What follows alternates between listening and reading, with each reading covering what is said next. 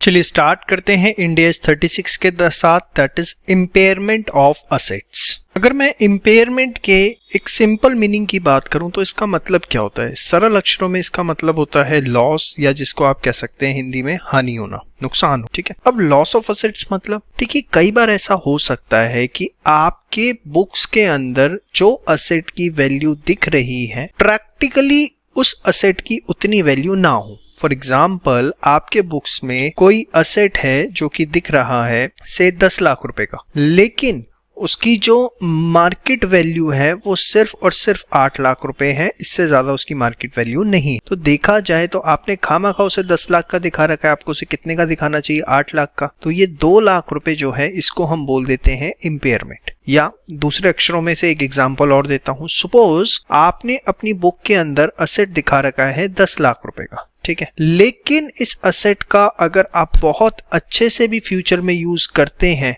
तो यूज करके भी आप हद मार के इससे जो बेनिफिट्स ले सकते हैं वो 7 लाख रुपए के ले सकते हैं, इससे ज्यादा आप इसकी वर्थ ले ही नहीं सकते। ये आपने एस्टिमेट किया तो कहीं ना कहीं 3 लाख रुपए का जो है आपको नुकसान हो रहा है, तो इस चीज को बोला जाएगा इम्पेयरमेंट। देखिए इम्पेयरमेंट बेसिकली हम क्यों बुक्स में रिकॉर्ड करते हैं, उसके पीछे कारण क्या होता है? तो देखिए बड़े सिंपल अक्षर के अंदर कहीं ना कहीं इसके पीछे जो लॉजिक है वो है प्रूडेंस। प्रूडेंस क्या होता है कि कोई भी फ्यूचर में लॉस होने वाला है तो उसको एंटिसिपेट करके चलिए, उसको एडवांस में ही रिकॉर्ड करके चलिए। अब इम्पेयरमेंट कब निकलेगा, कौन से उसके इंडिकेशंस होंगे, क्या उसके मेथड्स होंगे, किस बेसिस पे हमें वैल्यू निकालनी है, इम्पेयरमेंट को कैसे बुक्स में रिकॉग्नाइज करना है, वो सारी की सारी बातें एक एक करके हम इंड AS 36 के अंदर आपके साथ डिस्कस करें। ठीक है, तो चलिए स्टार्ट करते हैं। सबसे पहले इम्पेयरमेंट लॉस का मतलब क्या होता है? Amount by which carrying amount of an asset. Carrying amount क्या होता है? जिस वैल्यू पर आपने अपने असेट को बुक्स ऑफ अकाउंट्स में दिखा रखा है उसको आप क्या बोलते हैं? Carrying amount of an asset, या उसको आप बुक वैल्यू ऑफ असेट भी बोलते हैं। लेकिन इंड AS ने वर्ड यूज किया कैरिंग अमाउंट, तो आप थ्रू आउट कोशिश करिएगा कि कैरिंग अमाउंट ही यूज हो। या कैश जनरेटिंग यूनिट। अब कैश जनरेटिंग यूनिट क्या होती है ये हम बहुत जगह ऑलरेडी देख चुके हैं। Smallest identifiable group of assets that generates largely independent cash inflows. जैसे एग्जांपल के तौर पर एंटिटी के पास 5 बिल्डिंग्स हैं, ठीक है, इन 5 बिल्डिंग में से एक बिल्डिंग को हमने लेट आउट कर रखा है और उससे हमारे पास अच्छी खासी रेंटल इनकम आती है, और 4 बिल्डिंग्स के अंदर हम अपना जो है बिजनेस रन कर रहे हैं, सारे डिपार्टमेंट्स हमने सेट कर रखे हैं। अब ये जो एक बिल्डिंग जिसको लेट आउट कर रखा है जिससे रेंटल इनकम आ रही है वो एक इंडिपेंडेंट कैश फ्लो आपको दे रहा है, यस और नो। तो आप क्या करते हैं, बोल देते हैं कि ये बिल्डिंग जो है आपके लिए एक तरह से क्या हो गई है? कैश जनरेटिंग यूनिट हो गई है, जो कि इंडिपेंडेंट कैश फ्लो दे रही है। देखिए कैश जनरेटिंग यूनिट के अंदर हो सकता है कि सिर्फ एक ही असेट हो सकता है मल्टीपल असेट हो, मतलब मोर देन 1 असेट हो, उससे कोई फर्क नहीं पड़ता। बस हमें ये देखना है कि क्या हमारे पास कोई ऐसा basically smallest identifiable group of asset है जिससे हम इंडिपेंडेंट कैश इनफ्लो जनरेट कर सकते हैं। सपोज इस 5 बिल्डिंग में से एंटिटी ने अपनी 2 बिल्डिंग्स जो है किसी कंपनी को लेट आउट कर रखी है, सेम कंपनी को, और कंपनी ने ये बोल के ही लिया था कि हम लेंगे तो दोनों बिल्डिंग लेंगे, नहीं तो नहीं लेंगे। ठीक है, तो वो 2 बिल्डिंग जो है आपके लिए एक तरह से क्या बन गई? एक सेपरेट कैश जनरेटिंग यूनिट बन गई, और 3 में आप अपना बिजनेस चला रहे हैं तो वो जो है आपके लिए एक अपना अलग कैश जनरेटिंग यूनिट हो। तो उसने यही बोला कि इम्पेयरमेंट लॉस क्या है? Amount by which carrying amount of an asset या कैश जनरेटिंग यूनिट, कुछ भी हो सकता है, exceed it's recoverable amount.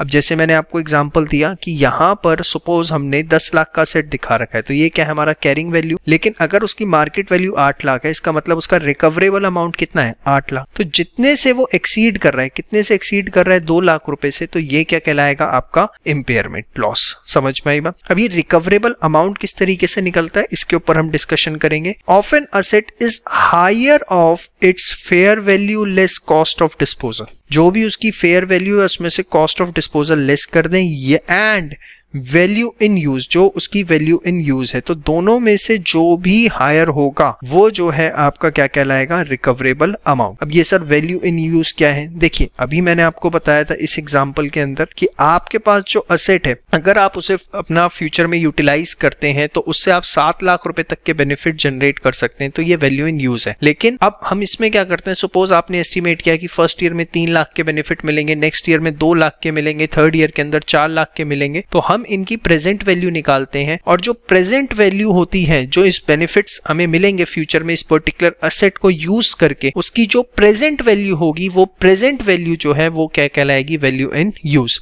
Value in use is the present value of the future cash flows expected to be derived from the asset और cash generating unit. याद रखिएगा पूरे इंड एएस के अंदर अगर मैं कहीं लिखना भी भूल जाऊं तो जहां जहां वर्ड असेट आएगा साथ में और करके cash generating unit by default जो है वो लगेगा, उसमें कोई सोचना ही नहीं। तो रिकवरेबल अमाउंट क्या होगा, हायर ऑफ जो भी उसका फेयर वैल्यू है, फेयर वैल्यू एक तरह से market value less cost of disposal, उसे कंपेयर करेंगे वैल्यू इन यूज से, और जो भी दोनों में से हायर होगा वो क्या कहलाएगा, रिकवरेबल अमाउंट। तो उम्मीद करता हूं आपको ये वाला पार्ट एकदम क्लियर होता है। अब इसके बाद आते हैं जी कॉर्पोरेट असेट्स क्या होते हैं। Corporate assets are assets other than goodwill that contribute to future cash flows of both the cash generating unit under review and other cash generating units. मतलब देखो सीधी सी बात है, group of assets is the corporate asset. आपके पास 5 building थी तो ये 5 बिल्डिंग जो है कंबाइनली आप इसको क्या बोल देंगे, कॉर्पोरेट असेट। अब इसमें से आपने एक बिल्डिंग आपकी अलग सीजीयू थी और एक आपकी ये 4 बिल्डिंग जिसमें आप बिजनेस चला रहे हैं ये आपकी अलग कैश जनरेटिंग यूनिट है, ठीक है, 2 सीजीयू हैं। तो इन दोनों सीजीयू में मिला करके जितने असेट्स हैं वो आपके क्या कहलाएंगे, कॉर्पोरेट असेट्स। अब आप कहेंगे सर लिखा हुआ है अदर देन गुडविल, जी हाँ, गुडविल जो है इंटेंजिबल्स भी आ सकते हैं लेकिन जो है उसके अंदर गुडविल बिल्कुल भी नहीं आएगी। You can include intangibles in corporate assets, ठीक है, लेकिन उसके अंदर जो है आपका गुडविल नहीं आएगी, ये बात ध्यान आपको इसके अंदर रखनी है, ठीक है। और अब ये क्या लिखा हुआ है, cash generating unit under review and other cash generating unit. Suppose आप जो इंपेयरमेंट लॉस है वो इस बिल्डिंग का निकालने के लिए चेक कर रहे हो, recoverable amount and carrying amount ये सब, तो जिसका आप इंपेयरमेंट लॉस निकाल रहे हो उसको बोल दिया गया सीजीयू अंडर रिव्यू, और अभी आप इसका नहीं निकाल रहे तो इसको बोल दिया गया अदर कैश जनरेटिंग यूनिट्स। तो इससे कोई इतना फर्क नहीं पड़ता है। Corporate assets is simply the bulk of assets, the group of assets including the intangible assets other then the goodwill. तो ये था एक बेसिक अंडरस्टैंडिंग। अब बात करते हैं इंपेयरमेंट सिचुएशंस की। तो देखिए अभी हमने जब इंपेयरमेंट लॉस की डेफिनेशन पढ़ी तो उससे ही हमें हिंट मिल गया असेट को कब इंपेयर करोगे, जब उसका कैरिंग अमाउंट जो है ज्यादा होगा उसके रिकवरेबल अमाउंट्स। अब होता क्या है, her at the end of reporting period, देखिए आप ये बात ध्यान रखिएगा जब भी आप इंड एएस में आंसर लिख रहे हैं तो कभी भी ये ना लिखें कि eight the end of financial year, क्योंकि ये इंड एएस कभी भी end of financial year word use नहीं करता, वो यूज करता है end of the reporting period. समझ में आई बात, ये बात ध्यान रखिएगा कि हमेशा आपको इसकी जगह वर्ड यूज करना है end of reporting period. Throughout Ind AS आप कहीं पे भी देखिए। Entity needs to assess whether there is any indication that an asset may be impaired। Management को ये देखना है कि भैया कुछ ऐसे इंडिकेशंस हैं जो ये बता रहे हैं कि असेट को इंपेयर करो। अब सर ऐसे कौन से इंडिकेशंस हो सकते हैं, देखिए ये एक्सटर्नल इंडिकेशंस हो सकते हैं, ये इंटरनल इंडिकेशंस हो सकते हैं, दोनों पे अभी हम बात करेंगे। तो उनको ध्यान में रखते हुए then management will take the call कि हम इंपेयरमेंट के लिए जाएं या ना जाए। However, in case of following assets, impairment test is mandatory at least 10। लेकिन भैया ये कुछ ऐसे केसेस बताने जा रहे हैं जहां पर साल में कम से कम एक बार इम्पेयरमेंट करना ही करना है। कौन से केसेस हैं सर? सबसे पहला, ऐसे इंटेंजिबल असेट जिनकी इनडेफिनेट यूजफुल लाइफ हो, उसको आपने साल में कम से कम एक बार इंपेयरमेंट करना है। और एक बार जैसे अगर आपने ये फॉर्मेट बना लिया कि आप सेकंड क्वार्टर में इंपेयर करते हैं तो फिर हर साल आप सेकंड क्वार्टर के अंदर ही इंपेयरमेंट उसका करेंगे, ठीक है। ये नहीं है कि आपने एक फाइनेंशियल ईयर में तो क्वार्टर 1 में किया और अगले फाइनेंशियल ईयर में सीधे क्वार्टर 4 में किया, ऐसा नहीं होना चाहिए। जो आपने एक बार टाइम पीरियड सिलेक्ट कर लिया ड्यूरिंग द रिपोर्टिंग पीरियड, उसी में जो है उसको आपको हर साल इंपेयर करना है। ये आगे भी हम देखेंगे, इसे नोट डाउन करने की जरूरत नहीं है कुछ भी। Intangible asset not yet available for use, ऐसे इंटेंजिबल्स हो सकते हैं जिसकी डेवलपमेंट कॉस्ट आप बुक्स में रिकॉग्नाइज करना शुरू कर चुके हैं लेकिन वो अभी आपके पास अवेलेबल फॉर यूज नहीं हुआ है, might be because of legal reasons और might be any other reason, operational reasons भी हो सकते हैं, तो उसको भी आपने एनुअली साल में कम से कम एक बार इंपेयर करना है। Test goodwill acquired in business combination for impairment annually. देखिए बिजनेस कॉम्बिनेशन सरल अक्षरों में अमलगमेशन की, अगर आपने कोई बिजनेस एक्वायर किया था और उसमें आपने गुडविल की पेमेंट करी थी तो आप ये देखेंगे कि वो जो गुडविल की आपने पेमेंट करी थी वो आपको इंपेयरमेंट एनुअली जो है वो करना है। ठीक है, अब हम बात करते हैं जी कौन से ऐसे इंडिकेशंस हो सकते हैं। तो एक्सटर्नल हो सकते हैं जी, इंटरनल हो सकते हैं। अब एक्सटर्नल, सबसे पहले market value of asset declined significantly. हो सकता है मार्केट वैल्यू जो है असेट की बहुत ज्यादा मार्केट के अंदर कम हुई। देखिए कई बार ऐसा होता है कि गवर्नमेंट के रेगुलेशंस आ जाते हैं, टेक्नोलॉजिकल डेवलपमेंट हो जाता है, तो आपके पास हो सकता है कि कोई ऐसा असेट हो जो ओल्ड टेक्नोलॉजी का, उससे बहुत ज्यादा अपग्रेडेड टेक्नोलॉजी मार्केट में आ गई हो और आपके असेट की वैल्यू सिग्निफिकेंटली बहुत ज्यादा डाउन हुई हो, तो ये आपको ध्यान रखना है। Second, significant changes with an adverse effect in the market condition including technological, economical, legal environment. तो हो सकता है बिजनेस एनवायरनमेंट के अंदर चेंजेस हो रहे हो, मार्केट कंडीशंस चेंज हो रही हो, एडवर्स इंपैक्ट हो और जिसकी वजह से बहुत सिग्निफिकेंट चेंजेस देखने को मिलो। जैसे कोविड का पीरियड था तो कहीं ना कहीं बिजनेस एनवायरनमेंट में हर किसी बिजनेसेस को बहुत झटका लगा है, चीजें कोई प्राइजेस जो हैं बहुत ज्यादा स्लैश डाउन हुए, खासकर असेट मार्केट के अंदर। तो ये कहीं ना कहीं एक इंडिकेशन है कि क्या हमें अपने असेट्स को इंपेयरमेंट करने की जरूरत है। Increase in market interest rates और rise in general expectation about return on investment. अब ये क्या है, मैं आपको इसको सरल अक्षरों में समझाता हूँ। देखिए अगर मार्केट में इंटरेस्ट रेट्स बढ़ रहे हैं, ठीक है, इंटरेस्ट रेट्स मतलब सपोज फिक्स डिपॉजिट पे रखने में अच्छा खासा आपको रिटर्न मिल रहा है या डेट फंड्स जो है उसके ऊपर बहुत अच्छा रिटर्न मिल रहा है, तो उससे होता क्या है, जब डेट फंड्स या फिक्स डिपॉजिट्स में रिटर्न अच्छे मिल रहे होते हैं, सपोज 6 मिल रहे थे वो बढ़ के 7 हो गए, फिर बढ़ के 8 हो गए, ठीक है, तो उससे होता क्या है, जब डेट फंड्स में रिटर्न बढ़ने शुरू होते हैं तो कहीं ना कहीं जो एक्सपेक्टेशन है रिटर्न की वो बढ़नी शुरू हो जाती। कैसे बढ़नी शुरू हो जाती है भैया, एक बात बताओ, अगर मुझे डेट में 8% का रिटर्न मिल रहा है और इक्विटी मार्केट के अंदर 8% का रिटर्न मिल रहा है, तो मैं कहाँ जाऊंगा, डेट में पसंद करूंगा। तो मेरा इक्विटी मार्केट में एक्सपेक्टेशन रहेगी कि कम से कम 15 से 16% का रिटर्न मिले तो मैं वहां पे जाऊं। 8-9% का ही लेना है तो डेट मार्केट में लिए ठीक है। तो जब भी मार्केट इंटरेस्ट रेट्स बढ़ते हैं, जनरल एक्सपेक्टेशन बढ़ती है रिटर्न ऑन इन्वेस्टमेंट को लेकर, तो वो ओवरऑल एक्सपेक्टेशंस को इंक्रीज करता है। अब इससे हम अपने टॉपिक पे आते हैं। अब देखिए अगर आप सपोज 1000 रुपीज है, इसका आप पीवी फैक्टर निकालें 6% से, ठीक है, 6% से निकालें, फिर 7 से निकालें, फिर 8% से। अगर आप प्रेजेंट वैल्यू निकालें एक बार 6% से, फिर प्रेजेंट वैल्यू निकालें 7% से, फिर प्रेजेंट वैल्यू निकालें आप 8%, तो आप देखेंगे कि जितना आप हायर डिस्काउंटिंग रेट लेते जाएंगे उतनी प्रेजेंट वैल्यू कम होती चली जाएगी। अगर यहाँ पर सपोज x आएगी तो यहाँ पर x माइनस a और कम आएगी, यहाँ पर x माइनस 2a और कम आएगी। तो आप देखेंगे कि जितना ज्यादा आप इंटरेस्ट रेट लेते हैं, जितना हाई डिस्काउंटिंग रेट लेते हैं, उससे क्या होता है, जो प्रेजेंट वैल्यू है वो कम आती है। अब प्रेजेंट वैल्यू कम आने से क्या होगा, सपोज आपका एक असेट था, आपने ये एक्सपेक्ट किया उससे अगले 2 साल में आपको बेनिफिट मिलेगा। कितना मिलेगा, 10 लाख रुपए का आपको बेनिफिट मिलता।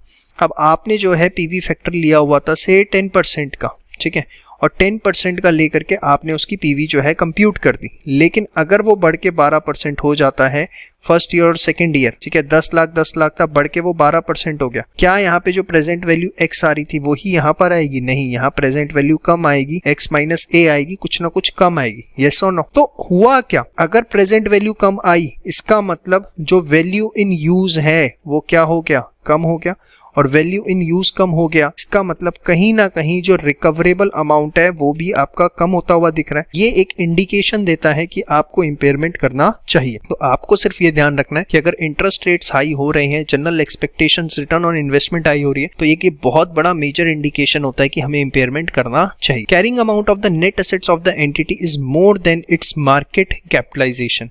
बहुत ध्यान से देखिए जो मैं आपको बता रहा हूँ।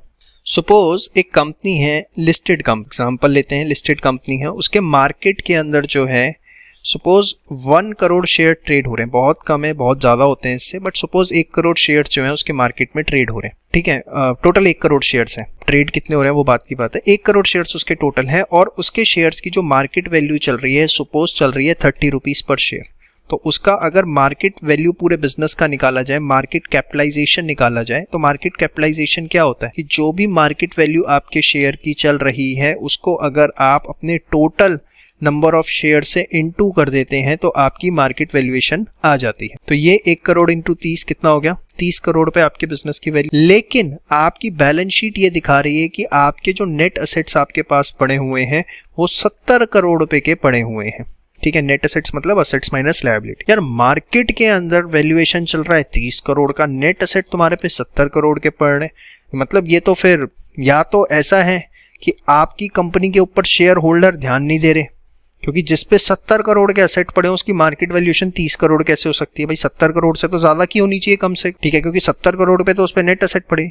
या ये है कि आपने अपने असेट को अननेसेसरीली ओवर वैल्यू कर रखा है, आपकी असली औकात तो यही है, आपने खामखा नेट असेट 70 करोड़ के दिखा रखे हैं। अगर carrying amount of the net asset of the entity उसकी मार्केट कैपिटलाइजेशन से ज्यादा है तो ये सबसे बड़ा एक एक्सटर्नल सोर्स होता है कि क्या एंटिटी को इम्पेयरमेंट लॉस के लिए जाना चाहिए, और वहां पर ऑडिटर को इम्पेयरमेंट एक बार जरूर करना चाहिए। हो सकता है इम्पेयरमेंट ना हो, जेन्युइनली नेट असेट 70 करोड़ पे क्यों, मार्केट कैपिटलाइजेशन 30 करोड़ का, ऐसा नहीं है कि नहीं हो सकता, लेकिन एज एन ऑडिटर एक बार जो है इस चीज को चेक करना चाहिए कि भैया इम्पेयरमेंट प्रोविजंस प्रॉपर्ली लगे हैं या नहीं लगे। इसके बाद इंटरनल सोर्स में physical damage, obsolescence, use of asset is significantly change as compare to previously assessed use और expected to be change in near future. आप नए असेट्स लेके आ गए, नए प्रोडक्ट प्लांट्स पे शिफ्ट हो गए और नई टेक्नोलॉजी लेके आ गए, जिससे पुराने असेट्स जो हैं उनका यूज सिग्निफिकेंटली चेंज हुआ है और उस वजह से अब उसका इन फ्यूचर उतना आप यूज नहीं ले पाएंगे, तो ये कारण हो सकता है। Declining in economic performance of the asset including any expectation about such decline in near future,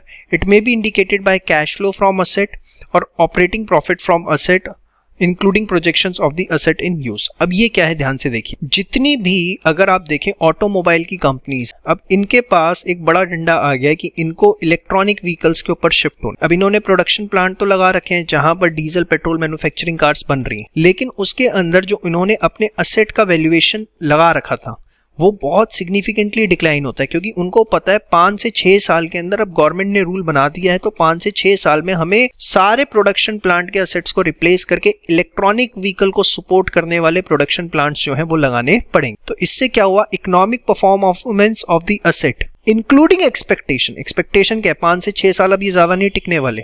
about such decline in near future it may be indicated by cash flow from asset including projection. तो होता क्या है, जो बड़ी बड़ी companies होती है इनमें एक लंबी प्रोजेक्शंस बनती हैं 2-2, 3-3 साल की, आने वाले समय में क्या इनकी प्रोजेक्शंस हैं प्रॉफिट्स को लेके, कैश फ्लो को लेके, और वहां पर दिखता है एक्चुअली में कि वो असेट से कितनी प्रोडक्शन एक्सपेक्ट कर रहे हैं, पहले कितनी थी अब कितनी कर रहे हैं, उसके पीछे कारण क्या है, और वहां पर एक आपको बहुत अच्छा हिंट मिलता है कि उसकी वैल्यू इन यूज जो है फ्यूचर में कम हो रही है, क्योंकि अगर फ्यूचर में उसका यूज कम होगा तो ऑब्वियसली उससे मिलने वाले बेनिफिट्स भी कम होंगे, बेनिफिट्स कम होंगे तो उसकी प्रेजेंट वैल्यू कम आएगी, प्रेजेंट वैल्यू कम आएगी तो वैल्यू इन यूज भी कम होगा। तो ये एक इंटरनल सोर्स यहां पर बनता है, और इसका परफेक्ट एग्जांपल ये जो ऑटोमोबाइल कंपनीज को अब इलेक्ट्रॉनिक व्हीकल्स पे शिफ्ट होना है। तो ये थे एक्सटर्नल एंड इंटरनल सोर्स जहां से आपको आइडिया मिलता है कि हमें इंपेयरमेंट के लिए जाना चाहिए।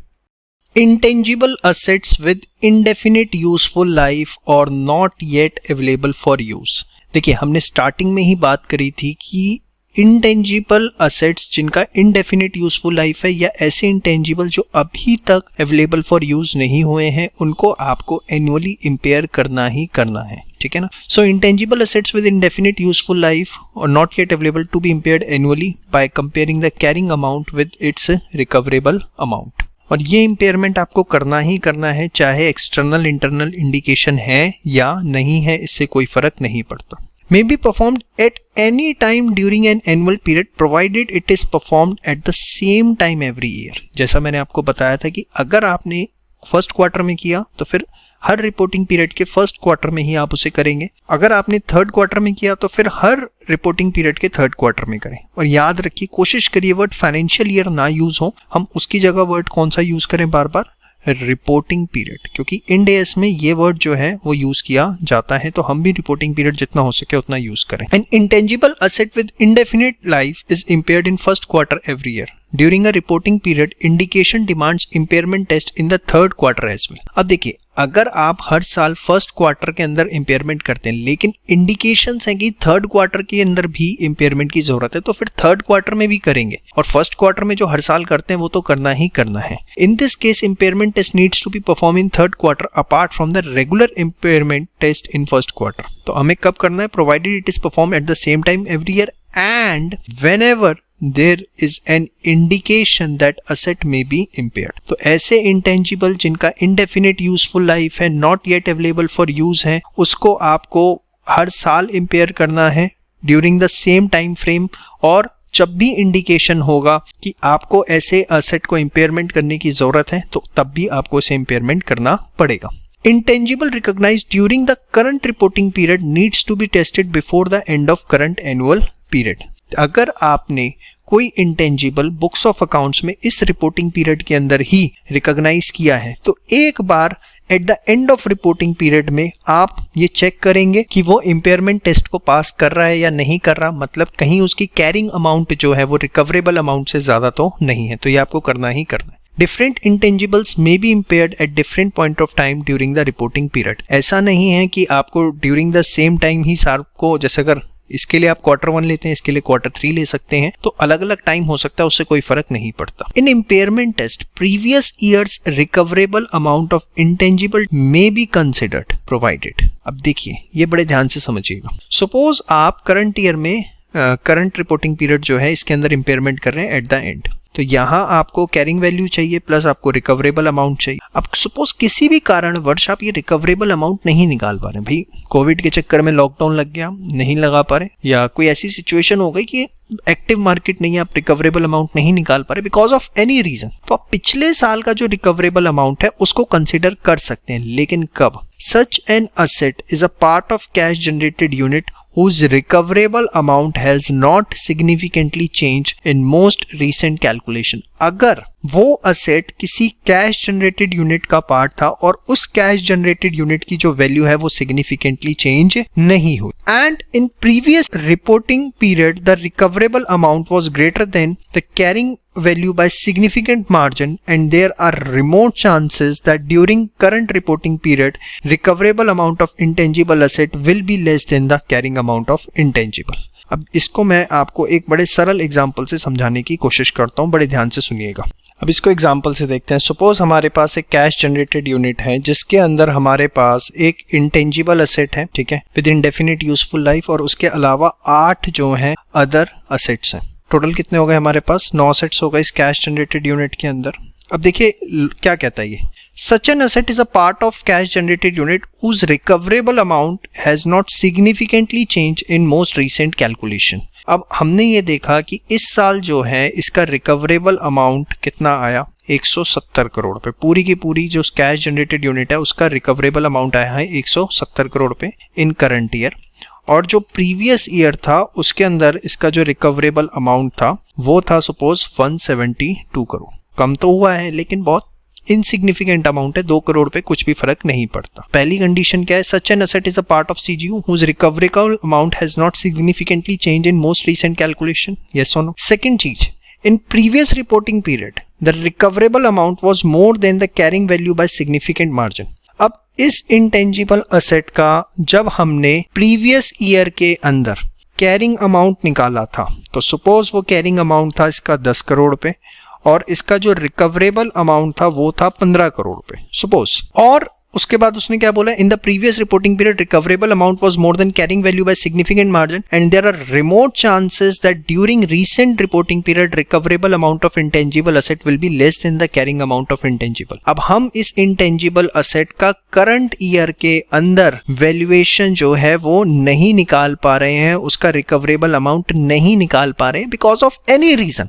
हमें उससे मतलब नहीं है कौन सा रीजन है। तो क्या हम प्रीवियस ईयर की जो वैल्यू है वो एज रिकवरेबल अमाउंट ले सकते हैं? तो उसने बोला ले सकते हो। पहली चीज, वो उस कैश जनरेटेड यूनिट का पार्ट है जिसकी वैल्यू जो है सिग्निफिकेंटली चेंज नहीं हुई है। आप कैश जनरेटेड यूनिट की तो आपने ओवरऑल वैल्यू निकाल दी 170 करोड़ पे है और कोई सिग्निफिकेंटली चेंज नहीं हुई है। सेकंड, पिछले साल इस इंटेंजिबल असेट का जो रिकवरेबल अमाउंट था वो कैरिंग अमाउंट से सिग्निफिकेंटली हायर था, और अब हमें अगर मैनेजमेंट को ये लगता है कि रिमोट चांसेस ही हैं कि ये वैल्यूएशन कम हुआ होगा तो फिर आप प्रीवियस ईयर की फिगर ही रिकवरेबल अमाउंट की करंट ईयर की रिकवरेबल अमाउंट ले सकते हैं। समझ में आई बात? तो आपके मन में आ रहा होगा कि हमने पूरे सीजीयू का वैल्यूएशन निकाल दिया, इंटेंजिबल का हम इंडिविजुअली नहीं निकाल पा रहे, क्या ये पॉसिबल है? हो सकता है। ठीक है, अभी हमें प्रोविजन पे फोकस करना चाहिए कि प्रोविजन क्या कहता है, हमें मेन फोकस अभी उसके ऊपर रखना है। तो उम्मीद करूंगा ये बात आपको समझ में आ गई।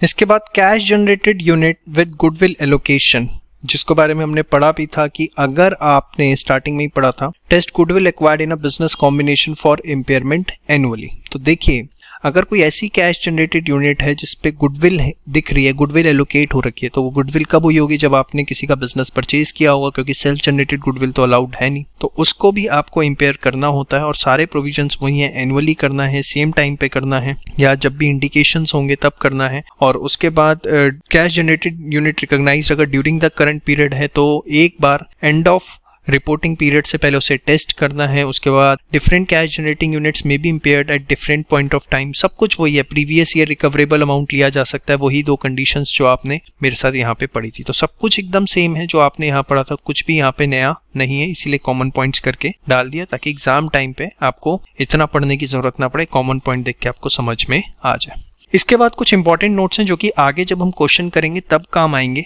तो इसको एक बार जस्ट अभी समझ के छोड़ देते हैं। सबसे पहले, individual assets in the CGU needs to be impaired before the impairment of complete cash generating unit. देखिए क्या होता है कि जब आप कैश जनरेटिंग यूनिट है इसका इम्पेयरमेंट कर रहे हैं तो उसके अंदर सपोज आपके पास जितने भी असेट्स हैं, ठीक है, तो पहले आप इंडिविजुअल असेट का इम्पेयरमेंट करते हैं, उसके बाद जो है आप क्या करते हैं, पूरी कैश जनरेटेड यूनिट की वैल्यूएशन निकालते हैं और उसका इम्पेयरमेंट करते हैं। अब ये कैसे होता है, इस पे पूरा फुल फ्लैश क्वेश्चन करना है, जस्ट अभी पढ़ के हमें छोड़ना है क्योंकि ये यहाँ पे थोड़ा सा रेलिवेंट है। Individual assets in CGU needs to be impaired before the impairment of complete cash generating unit. Similarly, if the CGU contains multiple individual CGUs then firstly such individual CGUs need to be impaired. कई बार क्या होता है कि CGU 1, CGU 2, ठीक है, CGU 3 और इनको मिला करके एक सीजीयू बन गई, ठीक है। वहां पर पहले इस सीजीयू को इम्पेयर करेंगे, फिर इसको, फिर ओवरऑल जो है आप इम्पेयरमेंट निकालेंगे। CGU to which goodwill may be allocated will also be covered. ये हम देख चुके। CGU having intangibles with indefinite useful life और not yet available for use needs to be annually tested for impairment. ऐसे CGU जिसके अंदर ऐसे assets हैं जिनकी इंटेंजिबल असेट्स है, जिनकी इंडेफिनिट यूजफुल लाइफ है या नॉट अवेलेबल फॉर यूज है, ऐसे सीजीयूज को आपको हर साल इम्पेयर करना पड़ेगा। असेट को तो इम्पेयर करना ही करना है और प्लस वो असेट जिस सीजीयू का पार्ट है उस सीजीयू को भी आपको हर साल जो है एनुअल बेसिस पे इम्पेयरमेंट करना पड़ेगा। तीनों नोट्स बड़े इंपॉर्टेंट है, इसलिए इंपॉर्टेंट लिखा है। आप एक बार इसको बस अभी पढ़ के छोड़ दीजिए, लेटर ऑन जब क्वेश्चन करेंगे तब आपको इसका रियल मीनिंग समझ में आएगा। इसको यहाँ डालना इसलिए जरूरी था क्योंकि एग्जामिनेशन रिवीजन के टाइम पे ये यही आपके लिए सबसे ज्यादा मैटर करेंगे, ठीक है जी। चलिए बात करते हैं मेजरमेंट ऑफ रिकवरेबल अमाउंट की। ध्यान से देखिए, हमने देखा था इम्पेयरमेंट लॉस कब होता है, जब कैरिंग अमाउंट ऑफ असेट जो है वो ज्यादा होता है रिकवरेबल अमाउंट से। रिकवरेबल अमाउंट क्या होता है, higher of fair value less cost of disposal, और उसे वैल्यू इन यूज से कंपेयर करते हैं, जो भी दोनों में से हायर होता है। तो यही लिखा है रिकवरेबल अमाउंट क्या है। उसके बाद in case either of the value is more then the carrying amount of the asset, तो आप इम्पेयरमेंट नहीं करेंगे। लेकिन अगर कैरिंग अमाउंट ज्यादा है रिकवरेबल अमाउंट से तो आप इम्पेयरमेंट करेंगे, ठीक है जी। चलिए, if it is not possible to compute the fair value less cost of disposal, अगर आप ये कंप्यूट नहीं कर पा रहे हैं तो रिकवरेबल अमाउंट जो है आप वैल्यू इन यूज को ही ले सकते हैं। उस केस में ऐसा नहीं है कि उसे आप जीरो मान लेंगे, उस केस में जो वैल्यू इन यूज है उसी को रिकवरेबल अमाउंट मान लिया जाएगा। ये एक अच्छा पॉइंट है। इसके बाद आप एस्टिमेट्स का यूज कर सकते हैं, एवरेजेस यूज कर सकते हैं, कुछ शॉर्टकट्स कंप्यूटेशनल यूज करना चाहें तो वो सब आप यूज कर सकते हैं for computing the fair value less cost of capital या वैल्यू इन यूज। इसकी इंड एस परमिशन देता है। अब अगले दो पॉइंट्स बड़े ध्यान से देखिएगा। सपोज आपके पास कोई कैश जनरेटेड यूनिट है और उसके अंदर कोई एक ऐसा इंडिविजुअल असेट है जिसको आपको इम्पेयर करना पड़ रहा है, तो इसका मतलब ये बिल्कुल भी नहीं है कि सीजीयू पूरा का पूरा जो है वो इम्पेयर होगा। सर लेकिन अभी तो पीछे कुछ ऐसी बात करी थी हमने कि पूरा इम्पेयर होगा इंपॉर्टेंट नोट्स में, यहाँ पर कुछ कर तो रहे थे। तो ये क्या पॉइंट था और ये दोनों में डिफरेंस है। अगर आपके पास ऐसा कैश जनरेटेड यूनिट है जिसके अंदर एक इंटेंजिबल असेट है जिसकी इनडेफिनेट यूजफुल लाइफ है, एक ऐसा इंटेंजिबल असेट है जिसकी इनडेफिनेट यूजफुल लाइफ है, तो उस केस के अंदर अगर आप इसको इम्पेयर कर रहे हैं तो कैश जनरेटेड यूनिट को भी इम्पेयर करना पड़ेगा, वो ये पॉइंट था। CGU having intangibles with indefinite useful life और not yet available for use of good need to be annually tested for impairment. इसको भी ऐसी CGU को आपको साल भर हर साल जो है सेम टाइम फ्रेम के अंदर इम्पेयर करना देखना पड़ेगा, इम्पेयरमेंट की जरूरत है या नहीं है। ये अलग पॉइंट था। अब यहाँ पर पॉइंट क्या है कि अगर CGU में कोई दूसरा असेट है, मैं इंटेंजिबल की बात नहीं कर रहा हूं, कोई भी असेट है, सपोज कोई बिल्डिंग है, अब वो बिल्डिंग आपने इम्पेयर करी क्योंकि रियल स्टेट के अंदर वैल्यू बिल्डिंग्स की बहुत कम हो रही थी, तो अगर एक पर्टिकुलर असेट इम्पेयर हुआ है CGU का, तो इसका मतलब ये बिल्कुल भी नहीं है कि CGU के सारे असेट्स इम्पेयर करने की जरूरत हो और CGU को जो है वो हम इम्पेयर करें, ऐसा बिल्कुल भी जरूरी नहीं है। ये सिर्फ तभी जरूरी है जब CGU के अंदर कौन से असेट्स हो, हैविंग इनडेफिनिट यूजफुल लाइफ या नॉट अवेलेबल फॉर यूज, ऐसे इंटेंजिबल असेट्स हो, तभी CGU पे कंपल्शन हो जाती है कि उसको भी आपको इम्पेयरमेंट देखना पड़ेगा। लेकिन इसके अलावा कोई असेट है वो इम्पेयर किया तो डजंट मीन दूसरे असेट्स भी उस CGU के इम्पेयर होंगे या पूरा CGU आपको इम्पेयर करना पड़ेगा। बहुत अच्छा पॉइंट है। देखिए, market indicators for the impairment of individual asset of CGU may not necessarily provide the indication for the impairment of entire CGU from which such asset belongs। तो ऐसा बिल्कुल भी जरूरी नहीं है कि CGU का एक asset इम्पेयर हो रहा है तो पूरी की पूरी CGU को इम्पेयर करना पड़े। For example, due to adverse market situation in real estate sector, market value of building may decline. However, it may not be necessary to re-estimate recoverable amount of other assets in cash generating unit because it is obvious that CGU has suffered no impairment। वो तो एक building का हुआ है भाई, इसका मतलब ये नहीं कि सारे assets का आप impairment करने बैठ जाए। तो इसी वजह से ये पॉइंट भी आपको हमने यहाँ पर पढ़ाया था। तो उम्मीद करूंगा आपको ये समझ में आया। बहुत ही अच्छा और रेलिवेंट पॉइंट है, इसे मार्क करिए, एग्जाम टाइम पे जो है आपको इसको अच्छे से देख के जाना है। देखिए, जो इंपॉर्टेंट पॉइंट होते हैं ना वो अलग से ही समझ में आते हैं। जब आप पढ़ते हैं ना तो अंदर से फीलिंग आती है कि हाँ इसमें से क्वेश्चन आ सकता है, तो उसको मार्क करते हुए चलिए, स्टार मार्क बना लीजिए, कुछ भी करिए, सो दैट और रिवीजन के टाइम पे उनको बहुत फोकस के साथ पढ़ने की जरूरत होती है। क्वेश्चन है, द कैरिंग वैल्यू है बिल्डिंग की ऑफ सन लिमिटेड 300 लाख और उसकी जो वैल्यू इन यूज है वो कितना है 250 lakh. Fair value less cost of disposal है कितना 238 लाख। तो रिकवरेबल अमाउंट आपको बताना है। तो देखिए भाई सिंपल है, तो इसमें कोई दिक्कत नहीं है। वैल्यू इन यूज गिवन है, fair value less cost of disposal given है, दोनों में से जो भी हायर होगा वो आपकी क्या होगी, रिकवरेबल वैल्यू होगी। तो ये आपने देखा किस तरीके से रिकवरेबल अमाउंट जो है वो निकालना होता है। अब इसके बाद हम बात करेंगे कि fair value less cost of disposal. अब देखिए सबसे पहले फेयर वैल्यू का मतलब क्या होता है। तो देखिए इंड एस फेयर वैल्यू की मीनिंग आपको थ्रू आउट आप देखेंगे फेयर वैल्यू का यही मीनिंग देखने को मिलेगा और ये मीनिंग जो है वो इंड एस 113 जो है आपका, that is fair value measurement, वहां से जो है आपका लिया गया। अब क्या है, it is the price that would be received to sell an asset. अगर आप असेट को बेचने जाते हैं तो उसको बेच के जो आपको पैसा मिलेगा, या अब फेयर वैल्यू जरूरी नहीं असेट की हो, वो लायबिलिटी की भी हो सकती है। सपोज आपने अपनी कोई लायबिलिटी सेटल करनी है, सपोज आपने लोन लिया था, लोन पे अच्छा खासा इंटरेस्ट जुड़ चुका, अब एक्स अमाउंट का लोन लिया था, वाई अमाउंट इंटरेस्ट जुड़ चुका, एक्स प्लस वाई हो चुका, अब आपने इसको रीपे नहीं किया काफी समय से, now you are going to settle it, ठीक है। तो वो कितने अमाउंट में सेटल हो जाएगा वो भी क्या है, वो लायबिलिटी की फेयर वैल्यू है। तो paid to transfer a liability, ठीक है। हो सकता है आपको एक्स प्लस वाई के साथ कुछ लीगल फीस भी देनी पड़ जाए, जेड अमाउंट भी आ जाए, हो सकता है कुछ डिस्काउंट मिल जाए, तो कुछ भी हो सकता है। तो paid to transfer a liability in an orderly transaction between market participants. अब बिटवीन मार्केट पार्टिसिपेंट्स मतलब कि जब आप बायर एंड सेलर की बात कर रहे हैं तो दे मस्ट बी इंडिपेंडेंट, ठीक है। वो जो है रिलेटेड पार्टी नहीं होनी चाहिए, ये ना हो कि वो रिलेटेड पार्टी है, वो इंडिपेंडेंट ट्रांजैक्शंस होनी चाहिए एट द मेजरमेंट डेट, ठीक है। मतलब आप फेयर वैल्यू का बड़ा सिंपल मतलब है कि वो प्राइस जो असेट बेच के मिलता या लायबिलिटी को ट्रांसफर करने के लिए हमें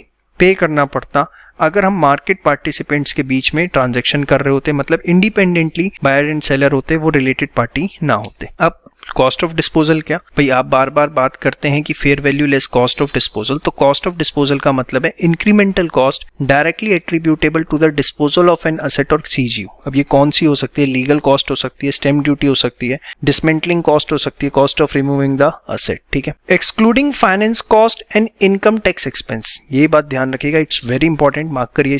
जो फाइनेंस कॉस्ट है और इनकम टैक्स एक्सपेंस है उसको आपको इसमें कंसिडर नहीं करना है। फाइनेंस कॉस्ट और income tax expense cost of disposal का पार्ट नहीं है, ठीक है। Same way cost of reorganising the business, अगर आप बिजनेस को शिफ्ट कर रहे हैं, उसकी रीस्ट्रक्चरिंग कर रहे हैं, तो वो भी कॉस्ट ऑफ डिस्पोजल का पार्ट नहीं होती।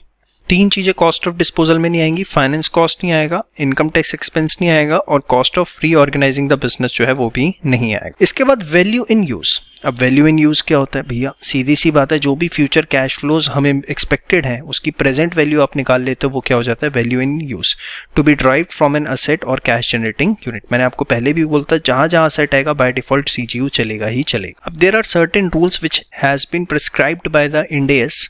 जब आप फ्यूचर कैश फ्लोज निकालते हैं तो पहली चीज मैक्सिमम जो है 5 साल की प्रोजेक्शन लेनी है, अनलेस लॉन्गर पीरियड जस्टिफाइड ना हो। ये उन्होंने बोला, हो सकता है लॉन्गर पीरियड 10-12 साल भी, अगर जस्टिफिएबल है। प्रोडक्शन प्लांट लगा रखा है, 20 साल तक आपको उससे प्रोडक्शन मिलेगी, कोई टेक्नोलॉजी चेंज नहीं हो सकती, कुछ इस तरीके का है, तो ठीक है, आप कोई दिक्कत नहीं है। उसके बाद आपको लेटेस्ट फाइनेंशियल बजट्स और फोरकास्ट जो मैनेजमेंट ने अप्रूव किया उसके बेसिस पे होना चाहिए। एक्सटर्नल एविडेंस को पूरा का पूरा कंसिडर करके चलना है, ये बात ध्यान रखनी है।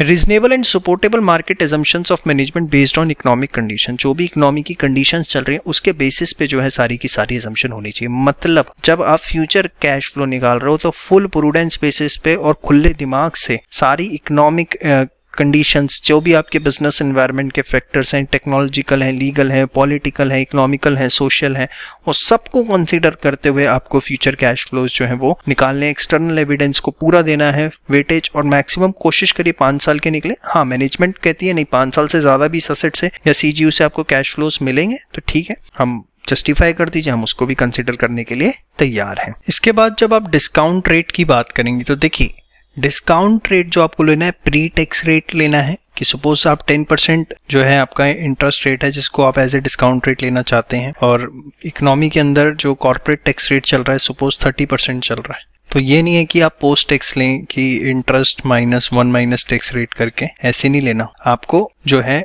10% ही लेना है, ये नहीं है कि आप 10% 1 माइनस 0.3 0.7% लें। तो पोस्ट टैक्स रेट नहीं लेना है, प्री टैक्स रेट लेना है, ये गलत होगा। हमें प्री टैक्स रेट मतलब 10% ही लेना है। It must be independent of the entity's capital structure and the way entity finance the purchase of asset. Suppose आपका जो कैपिटल स्ट्रक्चर है उसमें आपकी weighted average cost of capital जो है वो 15% है और आपने असेट फाइनेंस करवा रखा है 12% पे। इससे हमें कोई मतलब नहीं है कि आपकी weighted average cost of capital क्या आपने असेट कितनी वैल्यू पे फाइनेंस करवा रखा है, क्या रेट ऑफ इंटरेस्ट, से कोई मतलब नहीं है। हमको जो है बेस्ड ऑन मार्केट एक्सपेक्टेशंस, क्या रिटर्न ऑन इन्वेस्टमेंट चल रहा है, वो वैल्यू हमें डिस्काउंट रेट की तरह लेनी है। It must be based on the period for which asset और CGU expected to generate future cash flow. Suppose ये एक्सपेक्टेड है कि अगले 5 साल आप उस असेट को यूज करेंगे और अगले 5 साल का जो रिटर्न ऑन इन्वेस्टमेंट आज के टाइम पे एक्सपेक्टेड है, सपोज वो 8% एक्सपेक्टेड है कि अगर आप 5 साल के लिए कोई इन्वेस्टमेंट कर रहे हैं तो इन्वेस्टर्स मार्केट की एक्सपेक्टेशन है कि 8% रिटर्न उसमें मिलना चाहिए, तो आप डिस्काउंट रेट जो है 8% लेंगे। तो तीनों बहुत इंपॉर्टेंट पॉइंट, प्री टैक्स लेना है, आप एंटिटी का weighted average cost of capital क्या है, अपने एसेट किस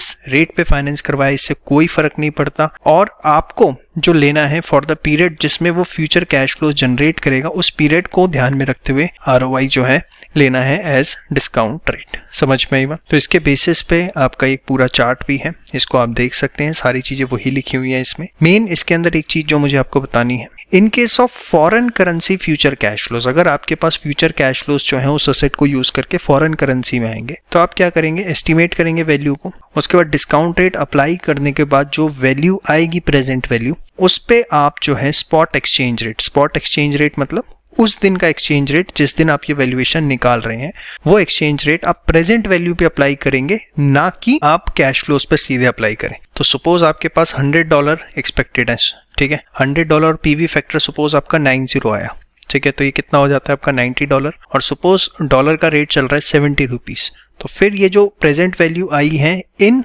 फॉरेन करेंसी, इसके ऊपर आपको डॉलर का रेट जो है वो अप्लाई करना है। ठीक है जी, तो ये बात आप ध्यान रखिएगा। तो सारा टेक्स्ट हमने अभी पढ़ लिया है, अब नेक्स्ट उसके अंदर वीडियो में हम इसके ऊपर क्वेश्चंस देखेंगे। फटाफट अच्छे से आप इसको रिवाइज कर लीजिए, कोई भी पॉइंट ऐसा ना हो कि आपके दिमाग से स्किप हो जाए।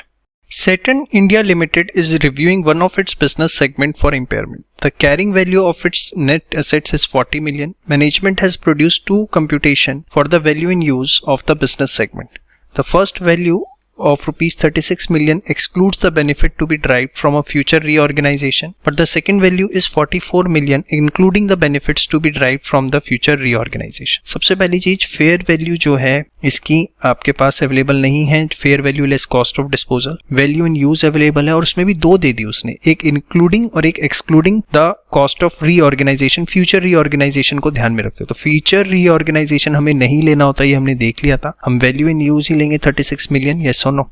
ये 44 मिलियन नहीं लेंगे क्योंकि इसके अंदर फ्यूचर रीऑर्गेनाइजेशन भी इंक्लूड है, उसको हम कंसिडर नहीं कर सकते। There is no active market for the sale of business segment, तो इस वजह से fair value less cost of disposal नहीं निकल रहा। Whether the business segment needs to be impaired, देखिए सबसे पहली चीज उसकी जो कैरिंग वैल्यू है वो कितना है, 40 है। अब क्योंकि fair value less cost of disposal नहीं है तो उस केस के अंदर हम रिकवरेबल अमाउंट जो है किसको ले लेंगे, वैल्यू इन यूज को ले लेंगे। और यहाँ पर जो वैल्यू इन यूज है वो आपका कितना लिया जाएगा, वो 36 मिलियन लिया जाएगा क्योंकि this is excluding of future reorganisation और वही लेना है। तो अगर रिकवरेबल अमाउंट आपका 36 मिलियन है, कैरिंग अमाउंट ज्यादा है तो इंपेयरमेंट होगा। इंपेयरमेंट कितने का होगा, लगभग 4 मिलियन का आपको इंपेयरमेंट करना पड़े। बट इसका आंसर कैसे लिख के आना है, ऐसे आप लिख के आएंगे इतना सा तो कुछ ना मिलना आपको नंबर, ये मैं आपको बता दूं। लिखने का तरीका क्या होगा, देखिए सबसे पहले as per India 36 impairment of asset, recoverable amount क्या होता है, ठीक है। उसके बाद if it is not possible to compute fair value less cost of disposal, recoverable amount is measured by reference to value in use, ये point लिखेंगे। तीसरी चीज, reorganisation cost is excluded in valuation of recoverable amount, तो आपने पहले provision लिखा, अब उसके बाद लिखेंगे अकॉर्डिंगली।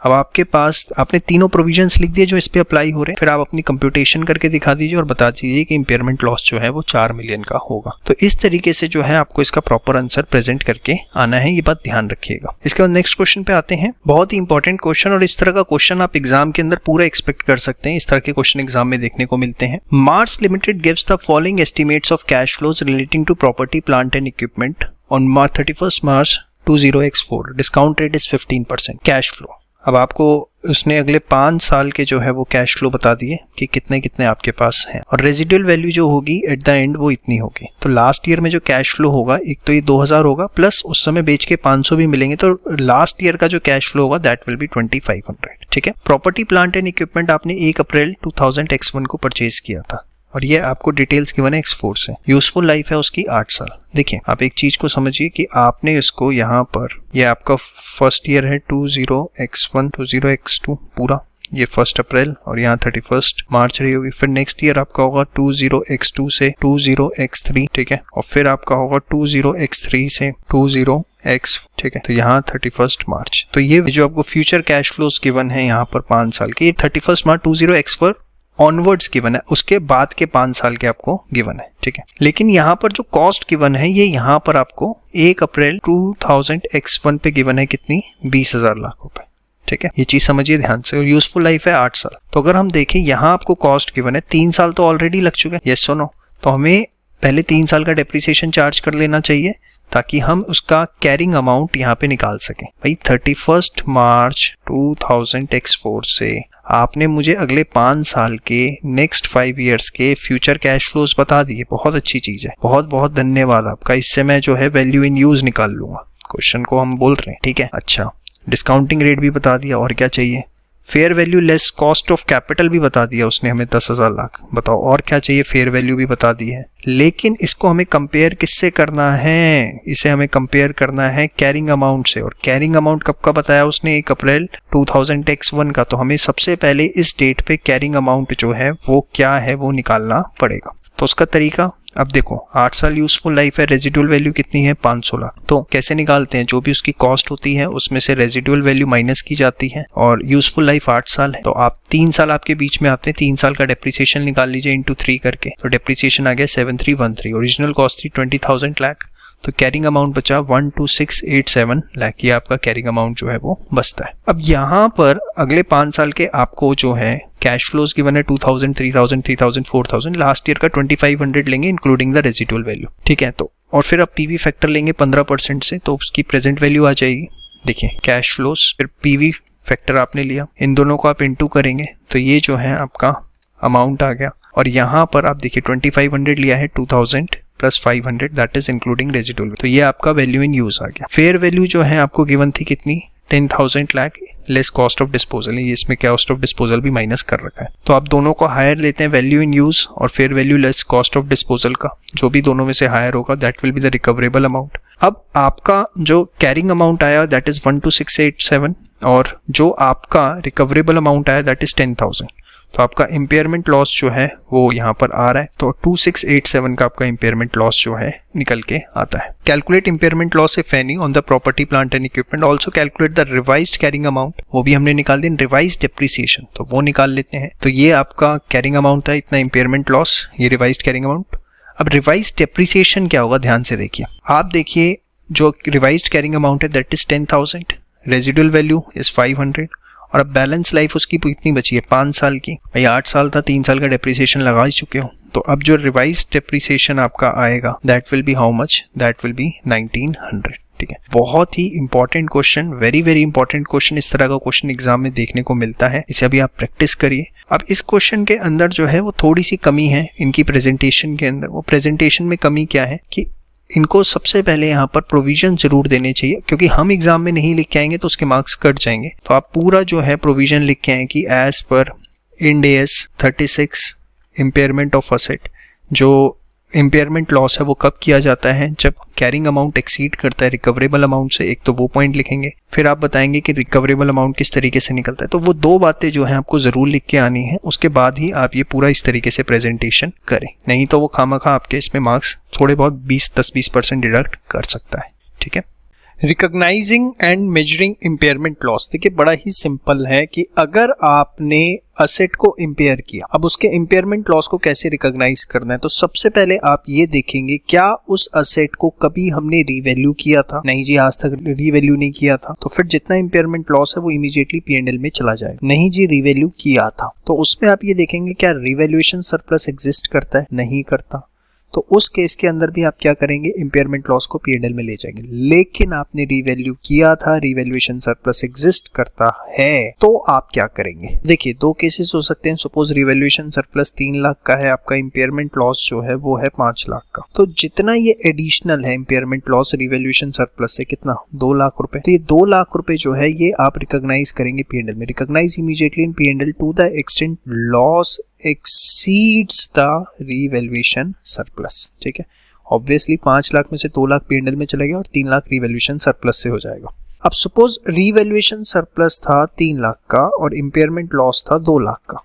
ठीक है, तो इम्पेयरमेंट लॉस को P&L में लेके जाने की जरूरत नहीं, वो रिवैल्यूएशन सरप्लस से सेट ऑफ होगा। और जो 1 लाख रुपए है वो आप OCI की तरह ट्रीट करेंगे, जो हमने इंड AS में डिस्कस किया था। Recognised in OCI to the extent the impairment loss does not exceed the amount in the revaluation surplus for that same asset. समझ में आई बात, क्लियर है। अब बड़े ध्यान से देखिएगा, बहुत इंपॉर्टेंट चीजें डिस्कस हो रही है। If the amount estimated for an impairment loss is greater than the carrying amount of the asset to which it relates. Sir ऐसा भी हो सकता है? जी हाँ, हो सकता है। सपोज कैरिंग अमाउंट आपकी बुक्स में चल रहा था असेट का 10 करोड़ रुपए, लेकिन इम्पेयरमेंट लॉस जो उस पे निकल गया वो निकल गया 11 करोड़ का। सर ऐसे कैसे हो सकता है? भाई हो सकता है कि पहले ऐसा कोई लीगल रिक्वायरमेंट नहीं थी असेट को डिस्पोज करने की, लेकिन अब लीगल रिक्वायरमेंट आ गई है कि उसको असेट को आपको स्पेसिफिक तरीके से डिस्पोज ऑफ करना पड़ेगा, जिसकी वजह से आपका इम्पेयरमेंट लॉस जो है वो ज्यादा निकल आ गया। तो वहां पर आप क्या करेंगे, वो जो नेगेटिव में आ गया उसको आप एज ए लायबिलिटी जो है अपनी बुक्स में रिकॉग्नाइज करते हैं।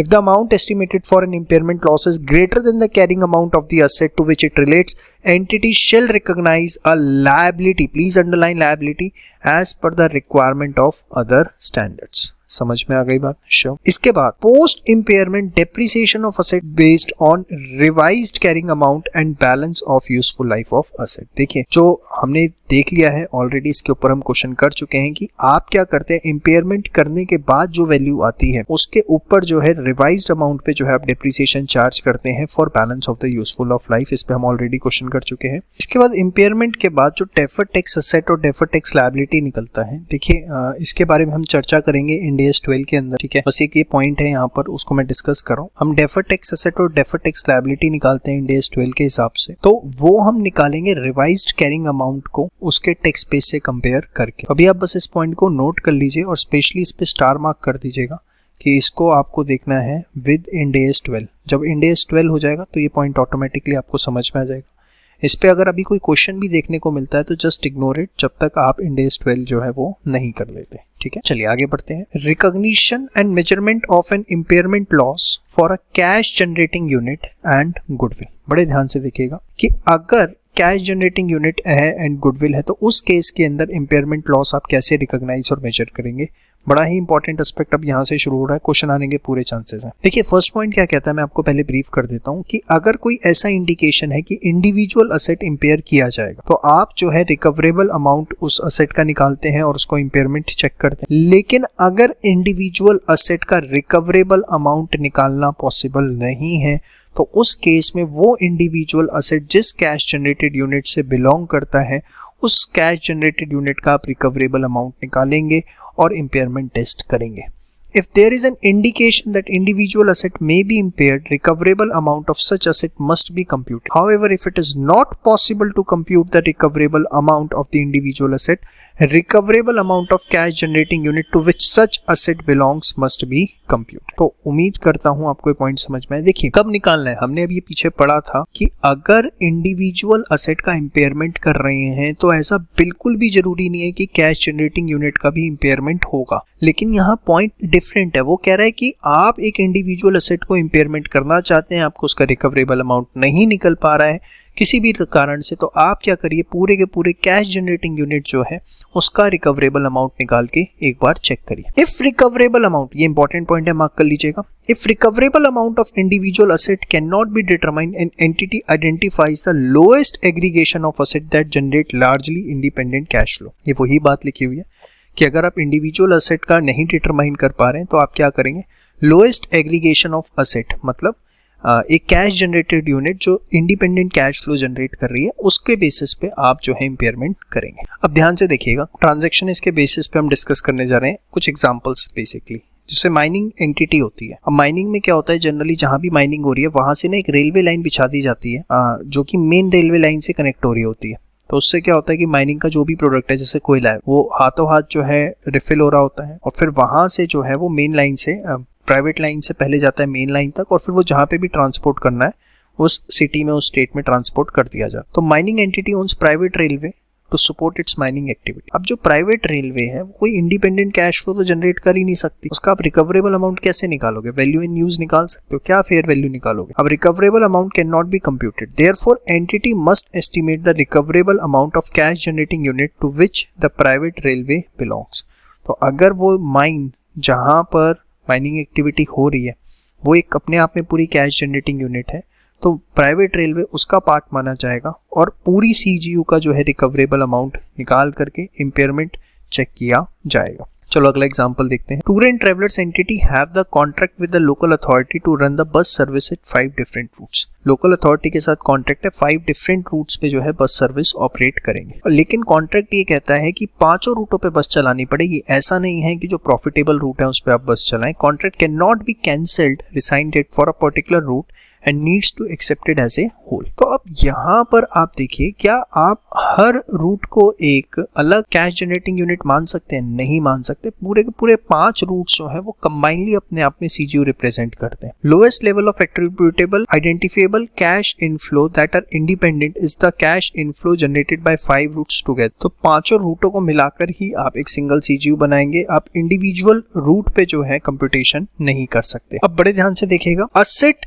used in output produced for inter process transfer और internal consumption, जिसको आप जो है कैप्टिव कंजम्पशन भी बोलते हैं। वर्ड ये आपने बहुत बार सुना होगा। कैप्टिव कंजम्पशन क्या होता है कि सपोज हम पहले कोई रॉ मटेरियल है, रॉ मटेरियल एक्स, उसको प्रोसेस करते हैं और प्रोसेस करके कुछ हमारा आउटपुट तैयार होता है, ठीक है, आउटपुट तैयार हुआ से वाई। अब वो आउटपुट जो है हमारे नेक्स्ट प्रोसेस में जाता है जहां पर उससे हम आउटपुट जेड बनाते हैं। अब ये जो आउटपुट वाई है ये भी मार्केट के अंदर बिक सकता है, लेकिन हम इसे बेचते नहीं है, हम आगे अपने नेक्स्ट प्रोसेस में ट्रांसफर करके आउटपुट जेड में जो है उससे प्रोड्यूस करते हैं। तो यहाँ पर आप देखिए, ये जो प्रोडक्ट वाई बन रहा है एक्स को प्रोसेस करके, वाई को आप क्या कर रहे हैं, नेक्स्ट प्रोडक्ट बनाने के लिए इंटरनली कंज्यूम कर रहे हैं। तो इसी चीज को हम कैप्टिव कंजम्पशन भी बोलते हैं। तो अब क्या कहता है इंड एस, बड़े ध्यान से देखिएगा। If assets are used in output produced that will be internally consume. Assets आपने यूज किए हैं उस आउटपुट को प्रोड्यूस करने में जो इंटरनली कंज्यूम होते हैं और यूज्ड इन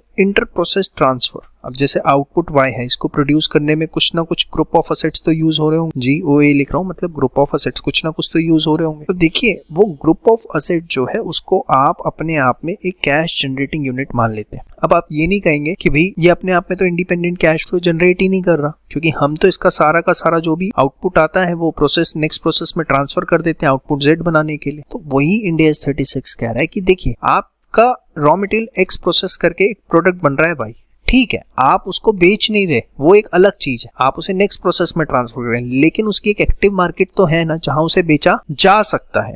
तो अगर उसकी एक्टिव मार्केट है जहां उसे बेचा जा सकता है तो इसके जितने भी ग्रुप ऑफ असेट्स हैं उसे एक सेपरेट कैश जनरेटिंग यूनिट बोला जाएगा। If assets are used in output produce that will be internally consumed और used in inter process transfer, then such asset or group of asset will be considered separately as cash generated unit for the purpose of impairment, provided such output can be independently sold in the market। अगर independently बेचा जा सकता है, can be, तो आप उसे एक CGU मान। It is immaterial to test whether output produced is internally consumed or partially sold and partially consumed। ये आपको बिल्कुल भी नहीं देखना कि वो इंटरनली कंज्यूम हो रहा है, आप उसे कुछ बेच रहे हैं कुछ कंज्यूम कर रहे हैं, सर इससे आपको कोई मतलब नहीं है। सिर्फ ये है कि जो आउटपुट बन रहा है और अगर उसका एक एक्टिव मार्केट है उसे बेचा जा सकता है तो वो एक CGU बन जाएगा। बहुत ही इंपॉर्टेंट पॉइंट है कैप्टिव कंजम्पशन पे, क्वेश्चन 3 से 4 नंबर का देखने को मिल सकता है। If the output is transferred at cost plus markup, ये जनरली आपने देखा होगा अर्लियर स्टेज पर जब आप कॉस्टिंग पढ़ते हैं कि जब प्रोसेस होता है और यहाँ पर जैसे इस डिपार्टमेंट में कोई आउटपुट बना तो अगले में जब ट्रांसफर होता है तो मार्कअप का कॉन्सेप्ट होता है कि कॉस्ट टू कॉस्ट बेसिस पे ना ट्रांसफर करके कुछ उसमें प्रॉफिट ऐड करके जो है हम नेक्स्ट प्रोसेस में ट्रांसफर करते हैं from one unit process department to another unit, then computing the value in use. जब आप वैल्यू इन यूज निकालेंगे, अब वैल्यू इन यूज भाई इसको अगर आपने कैश जनरेटिंग यूनिट मान लिया है जहां ये आउटपुट Y बन रहा है, इसके जितने भी ग्रुप ऑफ असेट्स हैं, तो अब इसका वैल्यू इन यूज निकालेंगे। अब वैल्यू इन यूज निकालेंगे वो किस पे बेस्ड होता है, वो बेस्ड होता है फ्यूचर कैश फ्लोज पे। So now the question arises कि जो फ्यूचर कैश फ्लोज हैं वो हम किस बेसिस पे लें, कॉस्ट बेसिस पे लें या कॉस्ट प्लस मार्कअप बेसिस पे लें। तो उसने इसका ही जवाब दिया, entity shall use management best estimate of future price that could be achieved in arm length transaction. Arm length transaction मतलब कि अगर ये जो आउटपुट यहाँ बन रहा है भाई, इसको आप मार्केट में बेचने जाते हैं तो वो मार्केट में कितने का बिक सकता है। आर्म लेंथ ट्रांजैक्शन कि अगर आप इंडिपेंडेंट मार्केट ट्रांजैक्शन करते हैं तो ये आउटपुट वाई मार्केट में कितने का बिक सकता है, वो वैल्यू जो है आप कंसीडर करेंगे फ्यूचर कैश फ्लोज में। मतलब कॉस्ट, देसी भाषा में कॉस्ट प्लस मार्कअप, लेकिन मतलब प्रॉफिट ले सकते हैं, कॉस्ट बेसिस पे आपको फ्यूचर कैश फ्लोज नहीं निकाले, कॉस्ट प्लस मार्कअप लेके निकालें, लेकिन वो वैल्यू कौन सी लेनी है, वो सेल्स वैल्यू आपको लेनी है जिस वैल्यू पर एक मार्केट के अंदर इस आउटपुट Y को जो है वो बेचा जा सकता है, वो वैल्यू जो है आपको लेनी है। इसके बाद नेक्स्ट पॉइंट, अगर एक बार किसी पर्टिकुलर असेट को आपने किसी कैश जनरेटेड यूनिट में ले लिया तो आप हर साल उसे उसी पर्टिकुलर CGU का पार्ट बनाएंगे। ये नहीं है कि इस साल किसी CGU का पार्ट बना दिया उस असेट को, अगले साल किसी और CGU का पार्ट बना दिया, ऐसा जो है आप नहीं कर सकते, और करते भी हैं तो बस याद रखिएगा कि उसको आपको प्रॉपर्ली डिस्क्लोज करना पड़ेगा। इसके बाद allocation of assets and liabilities to CGU। देखिए अगर CGU में कोई लायबिलिटी भी है तो आप ये चेक करेंगे कि अगर आप उस CGU को डिस्पोज ऑफ करते हैं तो क्या बायर को लायबिलिटी एज्यूम करनी पड़ेगी, तो और इसका आंसर येस है, तो फिर जो है आप लायबिलिटी को कंसिडर करेंगे उस कैश जनरेटेड यूनिट का कैरिंग वैल्यू निकालते हुए। एग्जाम्पल के तौर पे सपोज हमने एक बस ले रखी है जिसके अगेंस्ट लोन है सपोज 20 लाख रुपए का। अब अगर हम वो बस को देखें तो वो सपोज एक बस ही हमारे आप में CGU है क्योंकि उससे हम इंडिपेंडेंट कैश इनफ्लो ले रहे हैं, ठीक है। तो अगर आप ये बस ट्रांसफर करते हैं तो भैया ये लोन का अमाउंट भी तो है, ये सुनो, तो ये जो लोन है, ये जो लायबिलिटी है, ये CGU का पार्ट है। अब लोन 20 लाख का है और सपोज इस बस की जो fair value less disposal value है वो है 80 लाख रुपए। आप CGU की वैल्यू जो लेंगे वो लेंगे 80 lakh minus 20 lakh, that is जो है आपका कितना आएगा 60 लाख रुपीस आप CGU की वैल्यू लेंगे। While allocating the liabilities to CGU, the test will be whether in case of disposal of cash generating unit, buyer needs to assume liability। भैया बस ले रहा है तो उसके पीछे जो लोन चल रहा है वो भी उसके मत्थे पड़ेगा। If the answer is affirmative, then such liability will be adjusted while computing the recoverable amount and carrying amount of cash generating unit। ठीक है, तो बहुत ही अच्छे प्रोविजंस, बहुत ही इंपॉर्टेंट ये वीडियो जिसमें आपने मल्टीपल इंपॉर्टेंट थ्योरी के पॉइंट्स हैं लेकिन इंपॉर्टेंट है, एग्जाम में किसी से भी आपका क्वेश्चन ड्राफ्ट करके पूछा जा सकता है। Allocating goodwill to the cash generating units, देखिए बहुत ज्यादा इंपॉर्टेंट टॉपिक, बड़े ध्यान से एक एक चीज सुनिएगा, क्वेश्चन आने के बहुत ज्यादा चांसेस हैं। देखिए टॉपिक क्या है मैं आपको बता देता हूँ। सपोज बिजनेस कॉम्बिनेशन हुआ, मतलब एक ऑर्गेनाइजेशन ने दूसरी एंटिटी को जो है मर्ज किया, एक्वायर किया, एज द केस में भी। अब दो एंटिटीज का अगर एक्विजिशन हुआ है तो कुछ ना कुछ तो फायदा होगा ही उस मर्जर एंड एक्विजिशन से, यस और नो। तो वहां पर अगर सपोज फर्म ए है, उसने एंटिटी बी को पेमेंट करी है, और पेमेंट जब करी है तो ऑब्वियसली उसमें गुडविल की भी कुछ ना कुछ पेमेंट करी होगी। तो वो जो गुडविल की पेमेंट करी है फर्म ए ने एंटिटी बी को, तो वो जो गुडविल का अमाउंट है वो एंटिटी ए की जितनी भी कैश जनरेटेड यूनिट्स हैं सब पर एलोकेट किया जाएगा, किसी स्पेसिफिक कैश जनरेटेड यूनिट पे एलोकेट नहीं किया जाएगा। सपोज भाई ए ने बी को बिजनेस को इंक्वायर किया, अब हो सकता है कि ए के जो है 3 कैश जनरेटेड यूनिट्स हो, ठीक है, और यहाँ पर बी के जो असेट्स आए वो हो सकता है कि किसी स्पेसिफिक सीजीयू के लिए ही आए हो, बाकी 2 सीजीयू से लेना देना ना हो, बट फिर भी जो गुडविल का अमाउंट अगर पे किया है तो ए की जो तीनों कैश जनरेटिंग यूनिट्स हैं उन तीनों सीजीयूज में वो गुडविल का अमाउंट एलोकेट होगा, इररिस्पेक्टिव ऑफ द फैक्ट्स कि बिजनेस बी के जो असेट्स थे वो बिजनेस ए के सारे सीजीयूज में इनकॉर्पोरेट हुए या नहीं हुए। देखिए इन अ बिजनेस कॉम्बिनेशन, अभी एग्जांपल्स देखेंगे बहुत सारे नीचे हैं, अभी देखिए जरा एक बार। In a business combination if the consideration is paid for goodwill, then it be allocated to all the cash generated units which will get the benefits from such business combination। जिस को बेनिफिट मिलेगा वो उन सब CGUs पे जो है आप उस गुडविल को एलोकेट करोगे। It is irrespective of the fact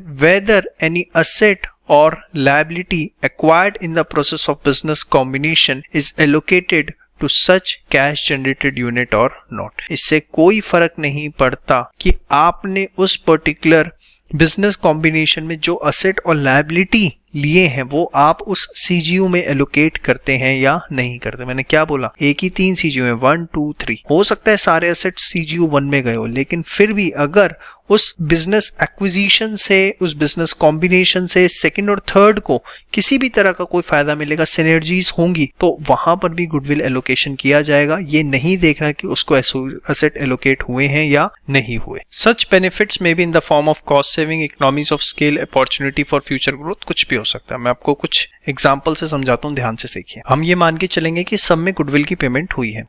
एक एयरलाइन कंपनी ने एक्वायर किया दूसरी airline company, it will combine the operational management and other activities into one head office for the purpose of cost savings। वो cost saving के लिए operational management जो है वो सब और जितनी other activities है एक head office के अंदर ले आएंगे। अब यहाँ पर देखिए आपने जो है क्या किया है, एक एयरलाइन ने दूसरी एयरलाइन को एक्वायर किया।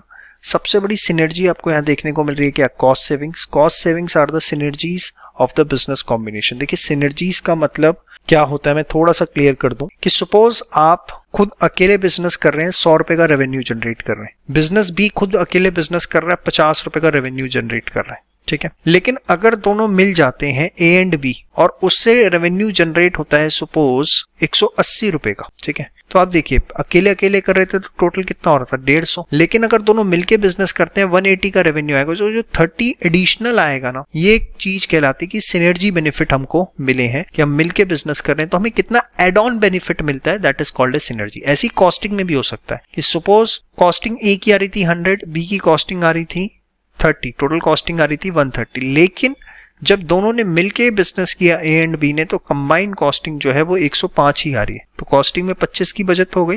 दिस इज द सिनर्जी जो आपको वैल्यू एडिशन मिला। तो cost savings are the synergies of business combination, therefore goodwill would be allocated to the CGU और group of CGUs that benefit from cost saving. जिस cost saving से जिस CGU को benefit मिला है, रिस्पेक्टिव ऑफ द फैक्ट कि उसको asset allocate हुए हैं या नहीं हुए, उस हर सीजीयू पे जो है आप गुडविल के अमाउंट को एलोकेट करेंगे। अभी सिर्फ आप थ्योरी समझने पे फोकस करिए, क्या कैसे सब अभी मैं डिटेल में बाद में डिस्कस करूंगा। अब आइए पहले एग्जांपल देखते हैं।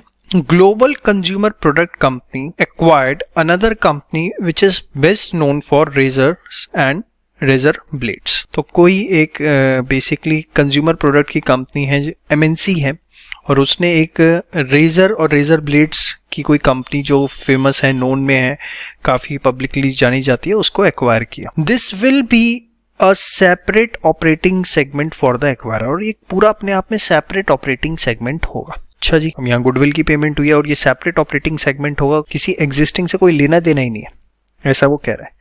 Such acquisition will increase the sales of its grooming products। अब देखो आ गया ना भाई, कंज्यूमर प्रोडक्ट्स में डील करते हैं तो उसमें कैटेगरी बना रखी है, ग्रूमिंग प्रोडक्ट्स हो गया, कन्फेक्शनरी हो गया, इस तरह की कैटेगरीज होंगी। तो उसने बोला है कि इससे ग्रूमिंग प्रोडक्ट्स की सेल इंक्रीज होगी, which is considered as separate operating segment for the purpose of reporting. ये ग्रूमिंग प्रोडक्ट जो है वो अपने आप में एक सेपरेट सेगमेंट है, और ये रेजर एंड रेजर ब्लेड जो है ये अपने आप में एक सेपरेट सेगमेंट है, ठीक है। लेकिन वो कह रहा है क्योंकि आपने रेजर एंड रेजर ब्लेड्स को एक्वायर किया है तो उससे ग्रूमिंग प्रोडक्ट्स की जो सेल्स है वो इंक्रीज होगी। वो क्यों इंक्रीज होगी भाई, ऐसा है ना, कोई रेजर ब्लेड्स लेने आएगा तो कुछ दूसरी चीज भी खरीद ली, ब्रांडिंग का फायदा मिलता है। No assets are allocated to the grooming product operating segment, लेकिन इसका रेजर एंड रेजर ब्लेड का कोई भी असेट ग्रूमिंग प्रोडक्ट को एलोकेट नहीं किया गया। सब कुछ छोड़ो, ग्रूमिंग प्रोडक्ट्स को फायदा मिलेगा, उसकी सेल इंक्रीज होगी, चाहे वो ऑपरेटिंग सेगमेंट है, उसको कोई असेट अलग सेपरेट ऑपरेटिंग सेगमेंट है, उसको कोई असेट एलोकेट नहीं हो रहा, ठीक है, फायदा होगा ना, सिनर्जी मिलेगी ना। तो जो गुडविल की पेमेंट आपने करी है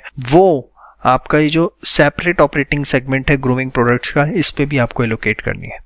No asset of the acquired business are allocated to the grooming products operating segment, but this segment will benefit from the synergies of the business combination and therefore goodwill from the acquisition will be allocated to it। इसलिए आप जो goodwill की payment है वो allocate करेंगे ही करेंगे। देखिए सारे केस स्टडी फॉर्म में आपके एग्जाम में क्वेश्चन आ चुके हैं, और नहीं आए हैं तो पूरे चांसेस हैं आ सकते हैं। बड़े ध्यान से एक चीज देखिए, यही क्वेश्चन एग्जाम में आपके पास आते हैं, आपको कॉन्सेप्ट को से लिंक करना आना चाहिए। एक माइनिंग एंटिटी है, उसने माइन को एक्वायर किया, अब माइन को एक्वायर किया है तो उस माइन से जिस भी सेगमेंट को बेनिफिट मिलेगा, और पूरी की पूरी एंटिटी को ही मिलेगा अगर माइन एक्वायर किया और माइनिंग एंटिटी है, तो जितने सीजीयूज हैं सब पे एलोकेट करेंगे। Mining entity extracts metal ore which cannot be marketed without smelting and refining process। smelting क्या होता है, उसको हीट करना, हीट करके मेल्ट किया जाता है ताकि जो मेटल हो रहा है उससे मेटल जो है वो निकाला जा सके, और उस पर रिफाइन किया जाता है उसको। तो अब each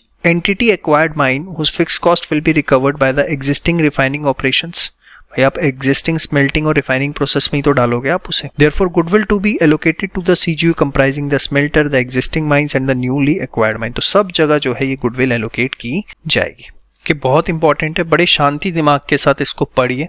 अब देखिए 3 इंपॉर्टेंट पॉइंट्स है इसमें। First, goodwill acquired in business combination but not allocated by the end of reporting period. ये क्या है कि बिजनेस कॉम्बिनेशन के अंदर आपने गुडविल की पेमेंट करी थी, लेकिन वो गुडविल का अमाउंट जिस डिफरेंट सीजीयूज पे एलोकेट करना था, bye the end of reporting period आप एलोकेट नहीं कर पा रहे। देखिए ऐसा होता है जब मर्जर एंड एक्विजिशन होते हैं तो उसके बाद जितने भी असेट्स एंड लायबिलिटीज आपके पास आए, उसको डिफरेंट सीजीयूज के अंदर की वो असेट एंड लायबिलिटीज आपकी कौन कौन सीजीयूज के अंदर अटैच हो सकते हैं, उसमें समय लगता है।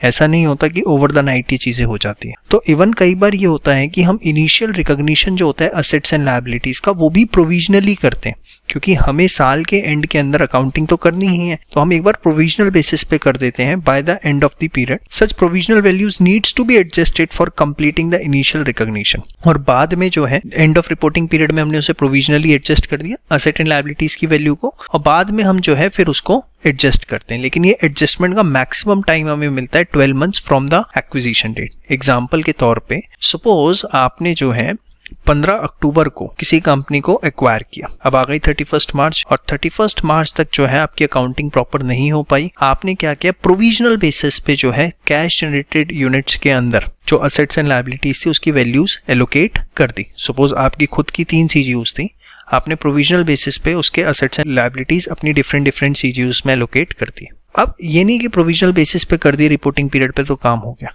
अब अगले साल 14 अक्टूबर तक भाई 1 साल का मैक्सिमम 12 महीने का समय मिला है ना, तो अगले साल 14 अक्टूबर तक ये मैक्सिमम ये जो प्रोविजनल वैल्यूज है आप इसे एडजस्ट करके ठीक कर दें। ये कहता है इंड AS 103, हम इसके बारे में वहां पढ़ेंगे। अब एक बात बताओ, जब असेट्स ही प्रोविजनल बेसिस पर अगर आप एलोकेट कर रहे हो तो गुडविल एलोकेशन तो आप समझ ही सकते हो क्या हुई हो, यस और नो। तो if it is not possible to allocate the goodwill before the end of annual period, यहां तक जो है before the end of reporting period आप गुडविल एलोकेट नहीं कर पाए, in which the business combination is effected, तो आप घबराइए मत। उस केस के अंदर क्या है, बस आप डिस्क्लोज कर दो कि हम जो है उसको नहीं कर पाए हैं सिर्फ, और इवन जो असेट्स का एलोकेशन भी किया है, जो लायबिलिटीज का भी किया है, वो प्रोविजनल बेसिस पे किया और गुडविल का एलोकेशन हम नहीं कर पाए। लेकिन अगली जो रिपोर्टिंग होगी 31 मार्च को, उससे पहले जो है वो गुडविल को आप डिफरेंट सीजीयूज में एलोकेट कर दें, and the goodwill shell be allocated before the end of next reporting period. Next reporting period से पहले जो है एलोकेट कर देना। तो आप मोटा मोटा समझ गए माजरा। आपने यहाँ पे मर्जर एंड एक्विजिशन किया, 31 मार्च आ रही थी, आपने प्रोविजनल बेसिस पे जो भी assets and liabilities merger and acquisition में मिले थे अपने सीजीयूज में बांट दिए और प्रोविजनल बेसिस पे उसकी वैल्यू लेके दिखा दी। ठीक है, अब आपके पास एक्विजिशन से 1 साल 12 महीने का समय है, इन वैल्यूज को एडजस्ट करके ठीक कर दो। हो सकता है कोई असेट आपने CGU 2 में लेना था, आपने 1 में ले लिया गलती से, तो जो भी था वो सब एडजस्ट कर लो, कोई दिक्कत नहीं है। 1 साल का समय आपको दिया गया बिजनेस कॉम्बिनेशन में, इंड AS 103 दे। अब आपका यही प्रोविजनल बेसिस पे चल रहा था, तो गुडविल तो सेकेंडरी इशू है, तो उसके लिए क्या बोला, इस रिपोर्टिंग पीरियड में नहीं कर पाए, जो अगला रिपोर्टिंग पीरियड आएगा तब तक जो है आप गुडविल को एलोकेट कर देना। समझ में आई बात? देखिए ये वाले पॉइंट्स जो होते हैं ना, case study point of view से ज्यादा रेलिवेंट होते हैं, प्रैक्टिकल एस्पेक्ट से थोड़े कम होते हैं, और लेकिन हमारे लिए बहुत इंपॉर्टेंट चीज है और हमें इसके ऊपर 3-3, 4-4 नंबर के क्वेश्चन देखने को मिल सकते हैं। Next, treatment of goodwill when part of CGU is disposed. Suppose आपने किसी CGU में जो है गुडविल एलोकेट की थी, अब उसका कुछ पार्ट CGU का आप डिस्पोज कर रहे हैं, तो if the part of cash generated unit is disposed to which goodwill was allocated, जिसको आपने गुडविल एलोकेट की थी, then in determining the gain or loss on disposal of such assets or group of assets, part of amount of goodwill will also be considered as cost. Goodwill का amount भी जो है आप cost में लेंगे। अब कैसे लेंगे ध्यान से समझना। सपोज आपके पास एक CGU है, उसमें 1000 के असेट्स थे, ठीक है। An entity disposed the assets of ₹250 for a CGU and retained the assets having recoverable amount of 750. इसमें से आपने 250 के जो assets थे डिस्पोज कर दिए और 750 के रिटेन कर लिए। तो अब क्या हुआ, 25% CGU आपने डिस्पोज ऑफ कर दिया, तो जो भी गुडविल की वैल्यू है उसका भी 25% जो है इस CGU, ये जो असेट डिस्पोज किए हैं, उसका पार्ट माना जाएगा। Therefore 25% of the goodwill allocated to the CGU is included in the carrying amount of the operation that is sold. तो सपोज आपने असेट्स थे 1000 के, 250 के डिस्पोज किए, 750 के रिटेन किए, और इसमें जो गुडविल एलोकेट की थी वो 50 की थी, ठीक है, 50 रुपीज की गुडविल एलोकेटेड थी, तो 25% कितना होता है, 12.5। तो यहाँ पर 250 प्लस 12.5, 262.5 जो है वो इसकी कॉस्ट मानी जाएगी। If the part of CGU is disposed for which goodwill was allocated, then in determining the gain और loss on disposal of such asset और group, the part of amount of goodwill will also be considered as cost for the entity can use any method. अब method कोई भी use कर सकते हो आप, but वो नॉन आर्बिट्री होना चाहिए। अब आपने क्या किया, प्रोपोर्शनेटली देख लिया, भाई सबसे बेस्ट मेथड तो यही है, बट इसके अलावा मैनेजमेंट को लगता है नहीं भाई, ये जो असेट्स गए हैं 250 के, इसमें तो A to Z जो भी गुडविल थी वो सारी चली गई, क्योंकि अब गुडविल का कोई एडवांटेज बाकी balance of the retained asset से नहीं होगा।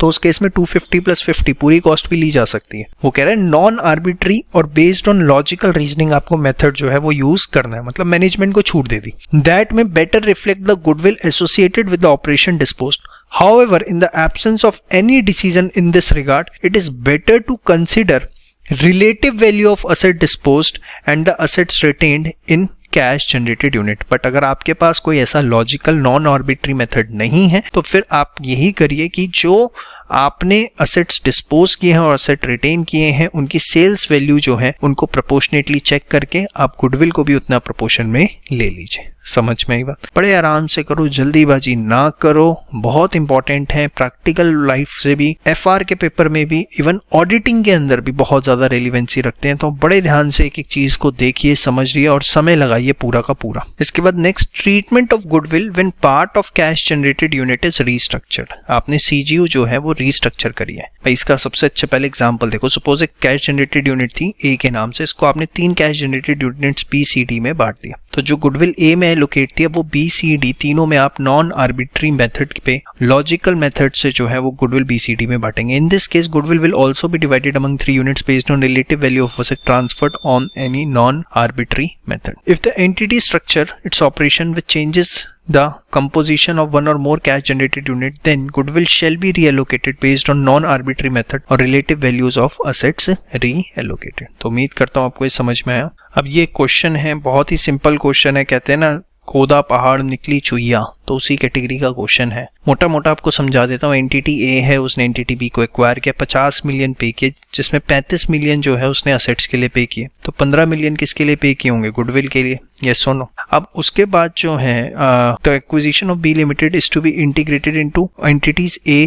भाई जो भी असेट एंड लायबिलिटी आपने एक्वायर किया वो एंटिटी ए के जो सीजीयू है उसमें आप एलोकेट करोगे, यस और नो। तो उसने आपको ये बताया कि आपने सीजीयू 1 और सीजीयू 2 में कितने कितने के असेट्स जो हैं वो एलोकेट किए, उसने वो आपको बता दिया कि भैया 25 मिलियन के असेट्स हम सीजीयू 1 में डाल रहे हैं, 10 मिलियन के सीजीयू 2 में, लेकिन परचेज कंसिडरेशन आपने कितनी पे की है? 50 मिलियन। तो अब देखिए पीसी भी हमें बांटना पड़ेगा। In addition to the net assets acquired that are assigned to CGU2, the acquiring entity expects CGU2 to benefit from certain synergies related to the acquisition. Okay. Example, CGU2 is expected to realize higher sales of its product because of access to the acquired entity's distribution channels. There is no synergic goodwill attributable to other CGUs. Okay. देखिए ये line लिख के ना सिर्फ आपको confuse आ रहा है वो, और कुछ नहीं कर रहा, कोई इससे मतलब ही नहीं है। भाई इतने के एसेट्स एलोकेट हुए हैं, प्रोविजन आप पढ़ के आ रहे हो कि भैया सारी सीजीयूज को एलोकेट करना है, ये सुनो। अब ध्यान से देखो, उसने बोला कि परचेज कंसिडरेशन जब हमने एलोकेट करी सीजीयू 1 और सीजीयू 2 को, तो 33 मिलियन और 17 मिलियन, मतलब आपने 50 मिलियन दिए थे, इसमें हमने माना कि सीजीयू 1 के लिए आपने जो है वो दिए हैं 33 मिलियन और सीजीयू 2 के लिए जो है वो आपने दिए हैं कितने? 17 मिलियन।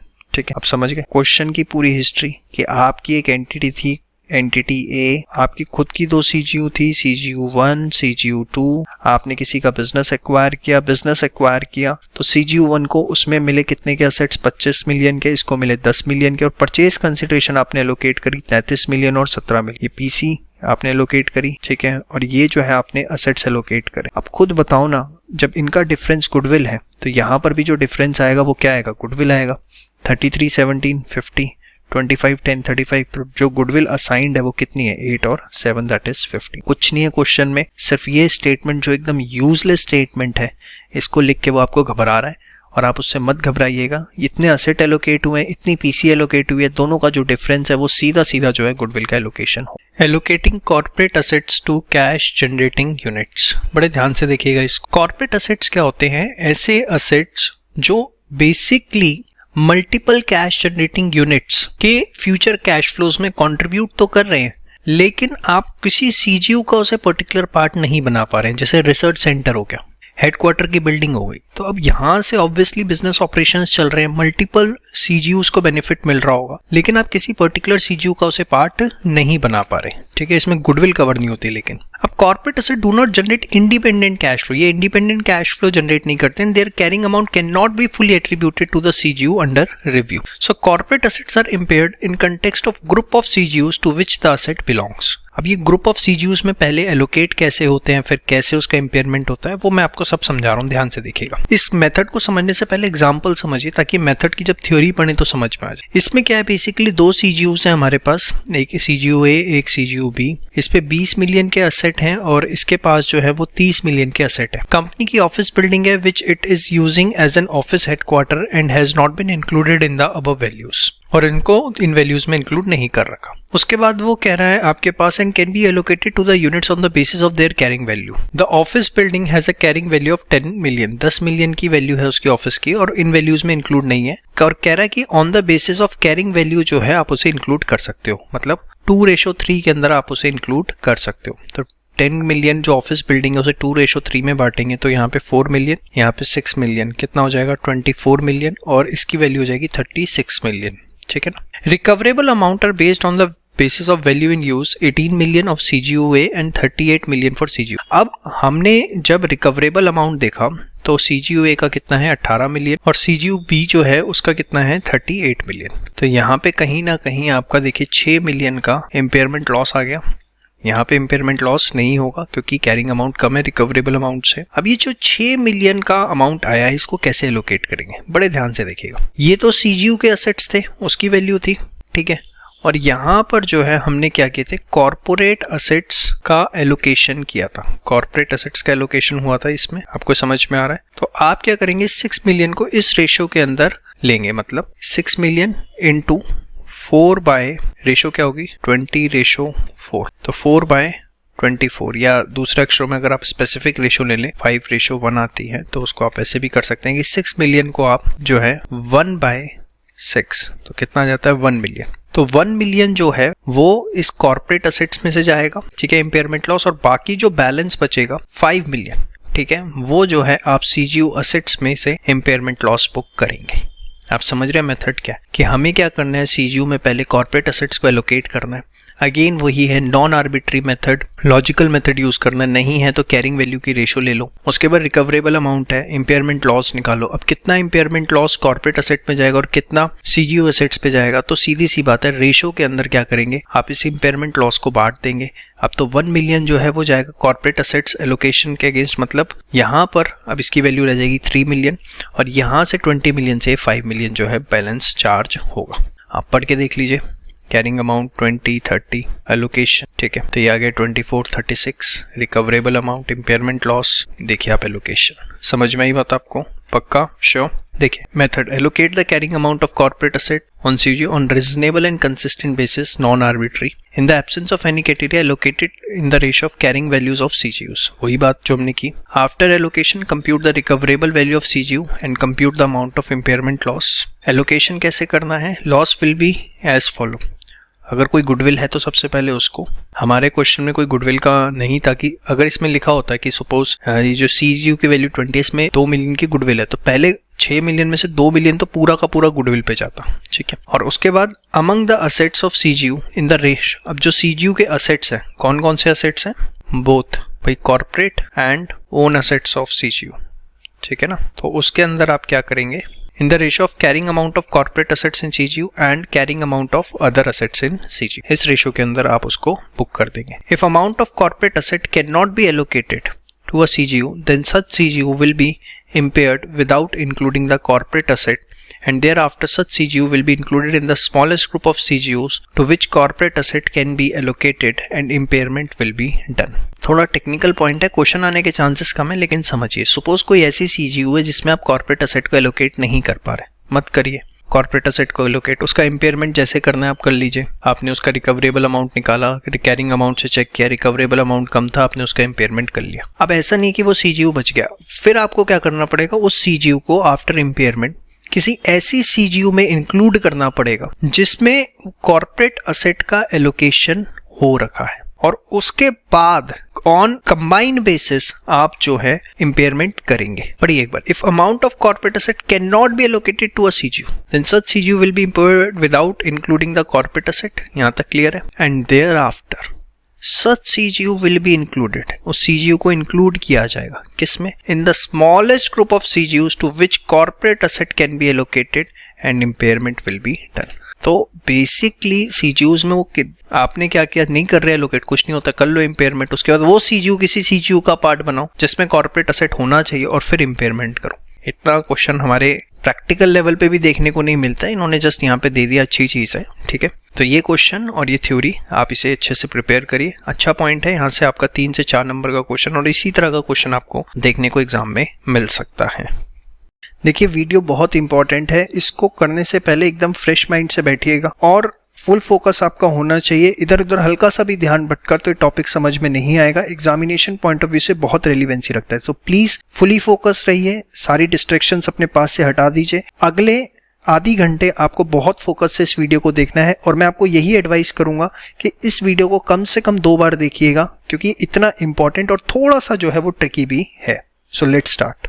चलिए बात करते हैं रिवर्सिंग एंड इम्पेयरमेंट लॉस। देखिए नाम से ही पता लगता है कि इम्पेयरमेंट लॉस जिसको आपने पहले बुक्स में रिकॉर्ड किया था, अब आप उसको रिवर्स कर रहे हैं। अब रिवर्स कब किया जा सकता है, क्या उसके इंडिकेशंस हो सकते हैं, क्या उसका अकाउंटिंग ट्रीटमेंट होगा, वो सारी बातें हम यहाँ पर करेंगे। Impairment loss is reversed if and only if there has been a change in the estimates used to determine the assets recoverable amount. देखिए, जिस estimates पर आप रिकवरेबल अमाउंट निकालते थे, अगर उन एस्टिमेट्स में चेंज आया है तभी जो है इम्पेयरमेंट लॉस रिवर्स होगा। अब ये एस्टिमेट्स कौन से होते थे भाई? सबसे बड़ा तो होता था इंटरेस्ट रेट या रिटर्न ऑन इन्वेस्टमेंट, जिसके बेसिस पे आपका डिस्काउंटिंग रेट डिसाइड होता था। और डिस्काउंटिंग रेट से क्या डिसाइड होता था कि आपकी वैल्यू इन यूज की वैल्यू क्या आती है, क्योंकि इसमें आप present value of future cash flows लेते हैं, यस और नो। तो इस तरह की वो चेंज इन द एस्टिमेट्स मतलब एक्सटर्नल या इंटरनल सोर्सेज जिसके बेसिस पर आपने इम्पेयरमेंट किया था, उनके अंदर अगर कुछ आपको चेंज देखने को मिलता है तो फिर रिवर्सल भी पॉसिबल है, ठीक है। या सिग्निफिकेंट चेंज होता है technological, market, economic, legal environment में एंटिटी के होता है, या इंक्लूडिंग एक्सपेक्टेड चेंज, अगर एक्सपेक्टेड भी है कि नियर फ्यूचर में हो तो भी उसे यहाँ कवर अप करेंगे। Observable indication that assets value has increase significantly during the period, अगर ड्यूरिंग द पीरियड जो है असेट की वैल्यू बहुत ज्यादा चेंज हुई है तो भी करेंगे। इंटरनल कौन से हो सकते हैं? कुछ आपने सिग्निफिकेंट कॉस्ट इनकर करी असेट की परफॉर्मेंस इंक्रीज करने में या बिजनेस ऑपरेशंस को रीस्ट्रक्चर किया। एविडेंस है इंटरनल रिपोर्टिंग के कि इकोनॉमिक परफॉर्मेंस जो है असेट की वो बहुत अच्छी हो गई है या फ्यूचर के अंदर हो जाएगी, तो ये एक्सटर्नल इंटरनल सोर्सेज आपके हो सकते हैं। अब देखिए, ये बात ध्यान रखनी है कि इम्पेयरमेंट जो है वो मैक्सिमम कितना होगा। Carrying amount of the asset is increase to its recoverable amount, जो उसका रिकवरेबल अमाउंट है वहां तक उस वैल्यू को लाया जाता है, लेकिन आंख बंद करके नहीं लाया जाता। इसके पीछे भी बहुत सारी चीजें हैं जो अभी हम वन बाय वन देखेंगे। इसमें एक मेन पॉइंट है, ये ध्यान रखिएगा, अगर with the passage of time impairment loss is not reversed even if recoverable amount of asset में become higher than carrying amount. देखिए, जो इस एस्टिमेट्स पे आपने इम्पेयरमेंट किया था उन एस्टिमेट्स में चेंज हुआ है तो ही आप इम्पेयरमेंट का रिवर्सल करेंगे। ये नहीं है कि वक्त बीत गया, वक्त बीतने से इन्फ्लेशन बहुत हाई हो गया। अब हो सकता है आपके पास कोई बिल्डिंग हो, ठीक है, उसे आपने 70 लाख का खरीदा था, लेकिन इन्फ्लेशन हो गया और कुछ ऐसे चीजें हो गई कि उसकी वैल्यू जो है with the passage of time 1.5 crore हो गई। तो ये passage of time can not be a criteria कि हमें इम्पेयरमेंट को रिवर्स करना है, ठीक है।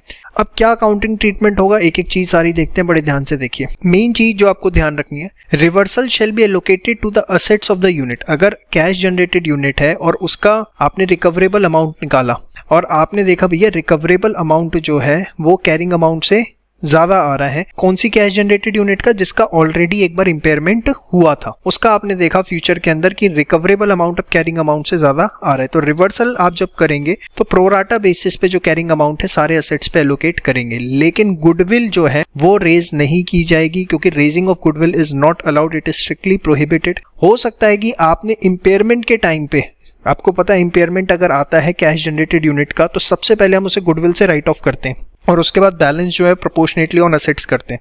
लेकिन अगर रिवर्सल हुआ तो रिवर्सल के टाइम पे चाहे आपने उसे गुडविल से राइट ऑफ भी किया था, लेकिन गुडविल आप रेज नहीं कर सकते, वंस वो राइट ऑफ हो गई दोबारा रेज नहीं होगी, ठीक है। Increase in carrying amount shall be treated as reversal of impairment losses for individual. भाई सीधी सी बात है, सीजीयू के अंदर सपोज 5 असेट है और सब पे आपने जो है वैल्यू जब सीजीयू की रिवर्स करी तो आपने क्या किया, 5 असेट्स के ऊपर जो वैल्यू थी वो इंक्रीज होगी, तो जिसकी जो भी इंक्रीज हुई है माना जाएगा कि वो इंडिविजुअल असेट का जो है रिवर्सल ऑफ इम्पेयरमेंट हुआ है। In allocating the reversal of an impairment loss for a CGU the carrying amount of an asset shall not be increased above the lower of. ये है सबसे बड़ा पॉइंट, बड़े ध्यान से देखिएगा, जो कि प्रैक्टिकल क्वेश्चन से आपको समझ में आएगा। मैक्सिमम आप कितना रिवर्सल कर सकते हो, उसका रिकवरेबल अमाउंट तक लेके जा सकते हो, and the carrying amount determines had no impairment loss has been recognized for the asset in prior periods। मतलब कि सपोज अगर आपने वो इम्पेयरमेंट नहीं किया होता, भाई रिवर्सल क्यों कर रहे हो? क्योंकि पहले इम्पेयरमेंट हुआ होगा तभी रिवर्सल कर रहे हो, क्योंकि चेंज इन सर्कमस्टांसेस हुए। तो सपोज रिवर्सल की सिचुएशन आई, अब रिवर्सल में आपको दिख रहा है कि रिकवरेबल अमाउंट ज्यादा है कैरिंग अमाउंट से, तो आप उसे रिवर्सल कर रहे हो। अब यहाँ पर मैक्सिमम कितना अलाउड है रिकवरेबल अमाउंट तक, या carrying amount determines had no impairment loss been recognised for the asset in prior period. बहुत इंपॉर्टेंट है, बड़े ध्यान से सुनना, क्वेश्चन साथ में ही करवाऊंगा तभी समझ में आएगा। आपने असेट को अगर पहले इम्पेयरमेंट नहीं की होती तो उसका आज कैरिंग अमाउंट कितना होता, उस हद तक मैक्सिमम आप इम्पेयरमेंट करोगे। अब मैं इसके लिए क्वेश्चन ले रहा हूं, बड़े ध्यान से समझना, तभी आपको ये समझ में आएगा। 1 अप्रैल को वीनस लिमिटेड ने एक्वायर की 100% of Septon limited for ₹4 lakh. Fair value of net identifiable assets जो थी वो 3,20,000 थी और गुडविल जो थी वो कितनी थी, 80,000। सेटन लिमिटेड इन लोकल माइनिंग बिजनेस, ये जो है वो एक लोकल माइनिंग बिजनेस के अंदर है। On 31 March 2003 the government has cancel licenses given it to in few states. उसके कुछ लाइसेंस कैंसिल कर दी।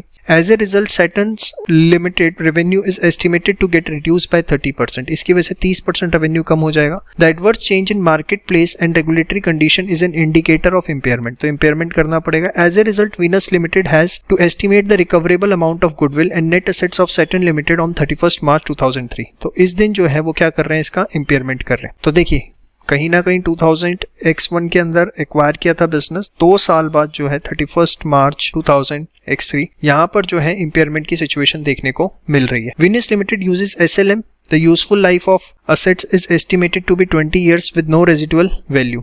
No independent cash flows can be identified to any individual asset, so the entire operation of Saturn Limited is to be treated as CGU. Okay, तो CGU की तरह treat करना है। Due to the regulatory entangle, it is not possible to determine the selling price of Saturn Limited as a CGU. Its value in use is estimated by management as 2,12,000. Okay, fair value less cost of disposal नहीं निकल सकता, तो value in use जो है उसी को हम recoverable amount मान लेंगे। कितना है वो 2,12,000। तो यहाँ तक तो अभी उसने आपको राम कहानी बता दी कि अब आपको इम्पेयरमेंट करना पड़ेगा। यहाँ तक समझ में आ गया। अब सबसे पहले इम्पेयरमेंट करते हैं, ध्यान से देखिए। आपकी कॉस्ट थी कितनी, यहाँ लिखा हुआ था 3,20,000 के असेट, 80,000 की गुडविल, तो 80,000 की गुडविल, 320 के असेट, तो टोटल कितना हो गया आपका 4 लाख। अब देखिए ये आपने 2000X1 में यहाँ पर एक्वायर किया था, तो 2 साल के अंदर डिप्रिसिएशन भी लगा होगा। 20 साल उसकी लाइफ थी। डिप्रिसिएशन किस पे लगता है जी, डिप्रिसिएशन लगता है किस पे, असेट्स के ऊपर। तो 3,20,000 उसकी वैल्यू थी, 20 साल लाइफ थी, SLM से डिवाइड बाय 20 years, तो 2 साल का डिप्रिसिएशन कितना हो जाता है भाई, 16, 32,000 रुपये हो जाता है।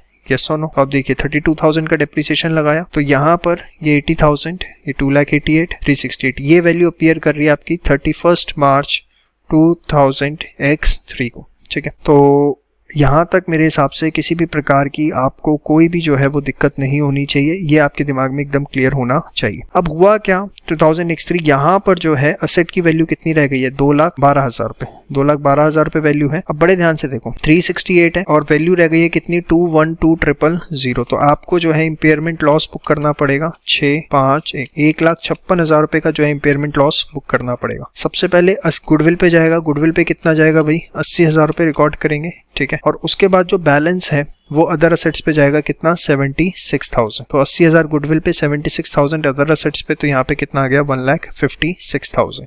अब देखिए यहाँ तक आपको किसी भी प्रकार की कोई दिक्कत नहीं होनी चाहिए। इम्पेयरमेंट लॉस 156 का रिकॉग्नाइज होगा फर्स्टली ऑन गुडविल। यहाँ तक हम ऑलरेडी कर चुके हैं और यही हमारा क्वेश्चन। अब यहाँ पे सारी कहानी उसने आपको बता रखी है रिवर्सल की, और देखिए ऐसा क्वेश्चन आने के बहुत चांसेस होते हैं क्योंकि इसमें आपके 2 कॉन्सेप्ट चेक हो रहे हैं, एक तो इम्पेयरमेंट का और सेकंड रिवर्सल का। तो एग्जामिनर के लिए बहुत अच्छा क्वेश्चन है, फेवरेट क्वेश्चन हो जाता है। Suppose by 31 March the government reinstates the licenses of Saturn limited, the management expects a favourable change in net cash flows. This is an indicator that an impairment loss may have reversed. Okay, तो अब जो है 31 मार्च 2005 again उनको लग रहा है कि reverse करना चाहिए। गवर्नमेंट ने जो लाइसेंस रिमूव किए थे वो सब दे दिए। The recoverable amount of this of net asset is re-estimated, और वैल्यू इन यूज जो है अब निकल के आई 3,04,000, और fair value less cost of disposal ये भी निकल आई अब 2,90,000। दोनों में से हायर देंगे तो 3,04,000 ही आएगा। अब बताओ इम्पेयरमेंट लॉस कितना था, वो निकाल दिया। Accounting treatment of reversal. चलो अब रिवर्सल की बात करते हैं, बड़े ध्यान से देखिएगा। सबसे पहले आप एक चीज देखिए, रिवर्सल जो है हमें अब इसको रिकॉग्नाइज करना है। सबसे पहले आपको याद रखना है, 2 हमने इम्पेयरमेंट के टाइम पे गुडविल से राइट ऑफ किया था, लेकिन रिवर्सल के टाइम पे हम गुडविल को रेज नहीं कर सकते, ये बात हमें ध्यान रखनी है। यस और नो। और मैक्सिमम कितना लेके आना होता है ये हमने पढ़ा था, उसके रिकवरेबल अमाउंट तक या carrying amount determines had no impairment loss been recognised for the asset in prior period. यही एक सबसे बड़ा इंपॉर्टेंट पॉइंट है जिसकी वजह से मैंने डायरेक्ट क्वेश्चन ले लिया। बड़े ध्यान से देखिए, बड़े ध्यान से देखिए, हमने क्या बोला कि उसके रिकवरेबल अमाउंट तक, रिकवरेबल अमाउंट जो है क्वेश्चन में दिया हुआ कितना आ जाता है हमारा, 3,04,000 रुपए आ जाता है। बड़े आराम से एकदम कूल माइंड से प्लीज फुल फोकस हो जाओ, बहुत इंपॉर्टेंट है। एक बार में समझ में आ गया तो आ गया, नहीं तो 4-5 बार वीडियो देखनी पड़ जाएगी। सेकंड क्या लिखा है, हम इसे बड़े आराम से पढ़ते हैं। The carrying amount determines had no impairment loss been recognised for the asset in prior period. अगर प्रायर पीरियड के अंदर इम्पेयरमेंट रिकॉग्नाइज नहीं किया गया होता तो उसका जो कैरिंग अमाउंट होता, मतलब भाई आपका जो असेट थे वो कितने के थे इन द बिगिनिंग, 1/4/2000X1 को जो आपके असेट थे वो कितने के थे, 3,20,000 रुपए के थे। यस और नो। अब अगर आपने इम्पेयरमेंट रिकॉग्नाइज नहीं किया होता तो 31 मार्च 2000X5 को उसकी क्या वैल्यू होती, मुझे ये बताओ क्या वैल्यू। भाई सीधी सी बात है, ओपनिंग में 320 थी, उस समय 20 साल यूजफुल लाइफ थी, आया ना, 4 साल का डेप्रिसिएशन लग गया होता मैक्सिमम। कितना हो गया 4 साल का डेप्रिसिएशन? 64,000। तो उसकी वैल्यू जो है यहाँ पर कितनी होती बताओ? This will be 3,20,000 minus 64,000, this comes out to be 2,56,000। ये 2,56,000 के लिए आपको वो यहाँ पे लिखा है, the carrying amount determines had no impairment loss been recognised for the asset in prior period. अगर हम कोई इम्पेयरमेंट रिकॉर्ड नहीं करते तो कैरिंग अमाउंट आज जिस दिन आप रिवर्स करने की बात कर रहे हो उस दिन क्या होता? तो भैया जिस दिन असेट खरीदा था और जिस दिन रिवर्स कर रहे हो, भूल जाओ बीच में कोई इंपेयरमेंट। मैं कह रहा हूँ भूल जाओ तो भूल जाओ बस। मैं क्यों अरे मेरे कहने से तोड़ना भूल रहा हूँ, इंडिया 36 कह रहा है भाई, ठीक है? तो आप भूल गए तो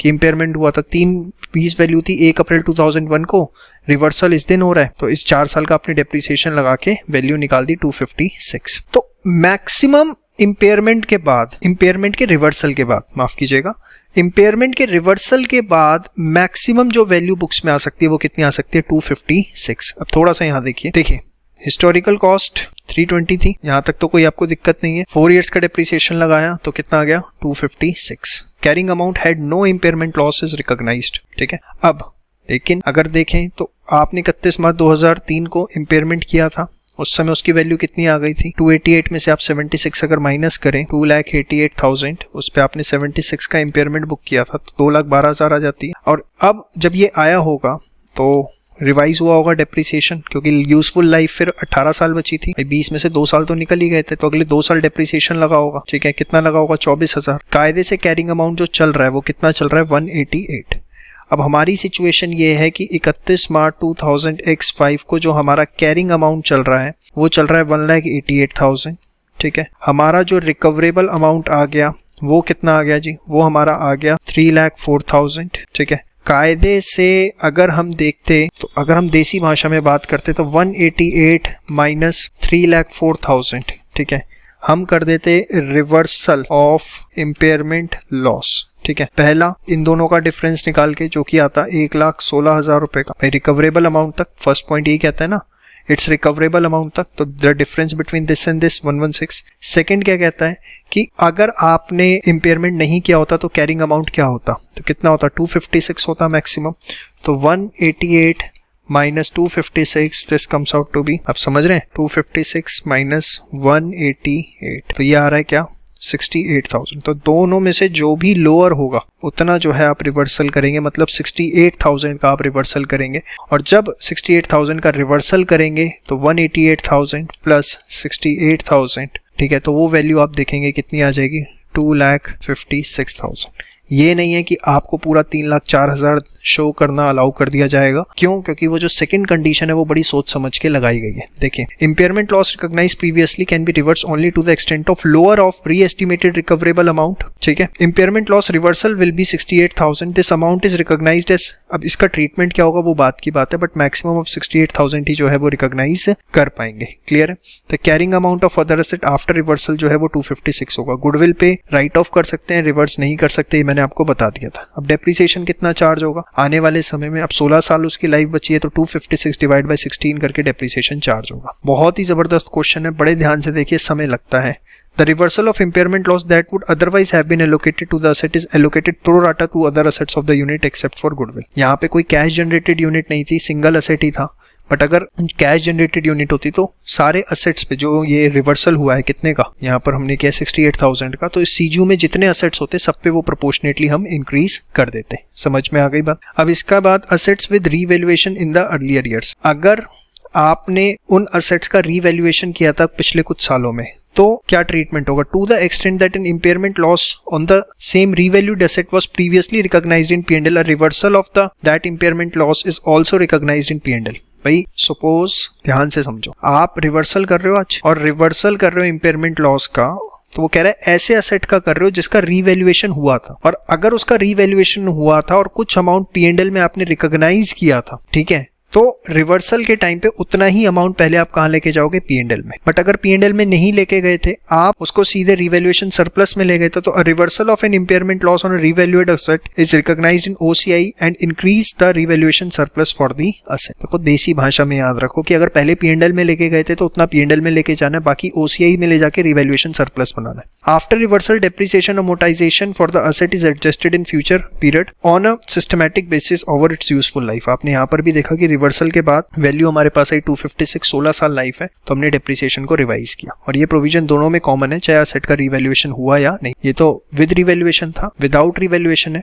तो on reversal the increased carrying amount of an asset due to reversal of an impairment loss shall not exceed the carrying amount had no impairment loss been recognized for the asset in prior years। Line समझ में आ गई। A reversal of an impairment loss is recognized immediately in P&L unless the asset is carried at revalued amount। ठीक है, आप उसे जो है पहले P&L में लेके जाएंगे। Any increase in excess of this amount would be revaluation accounted for under appropriate standard।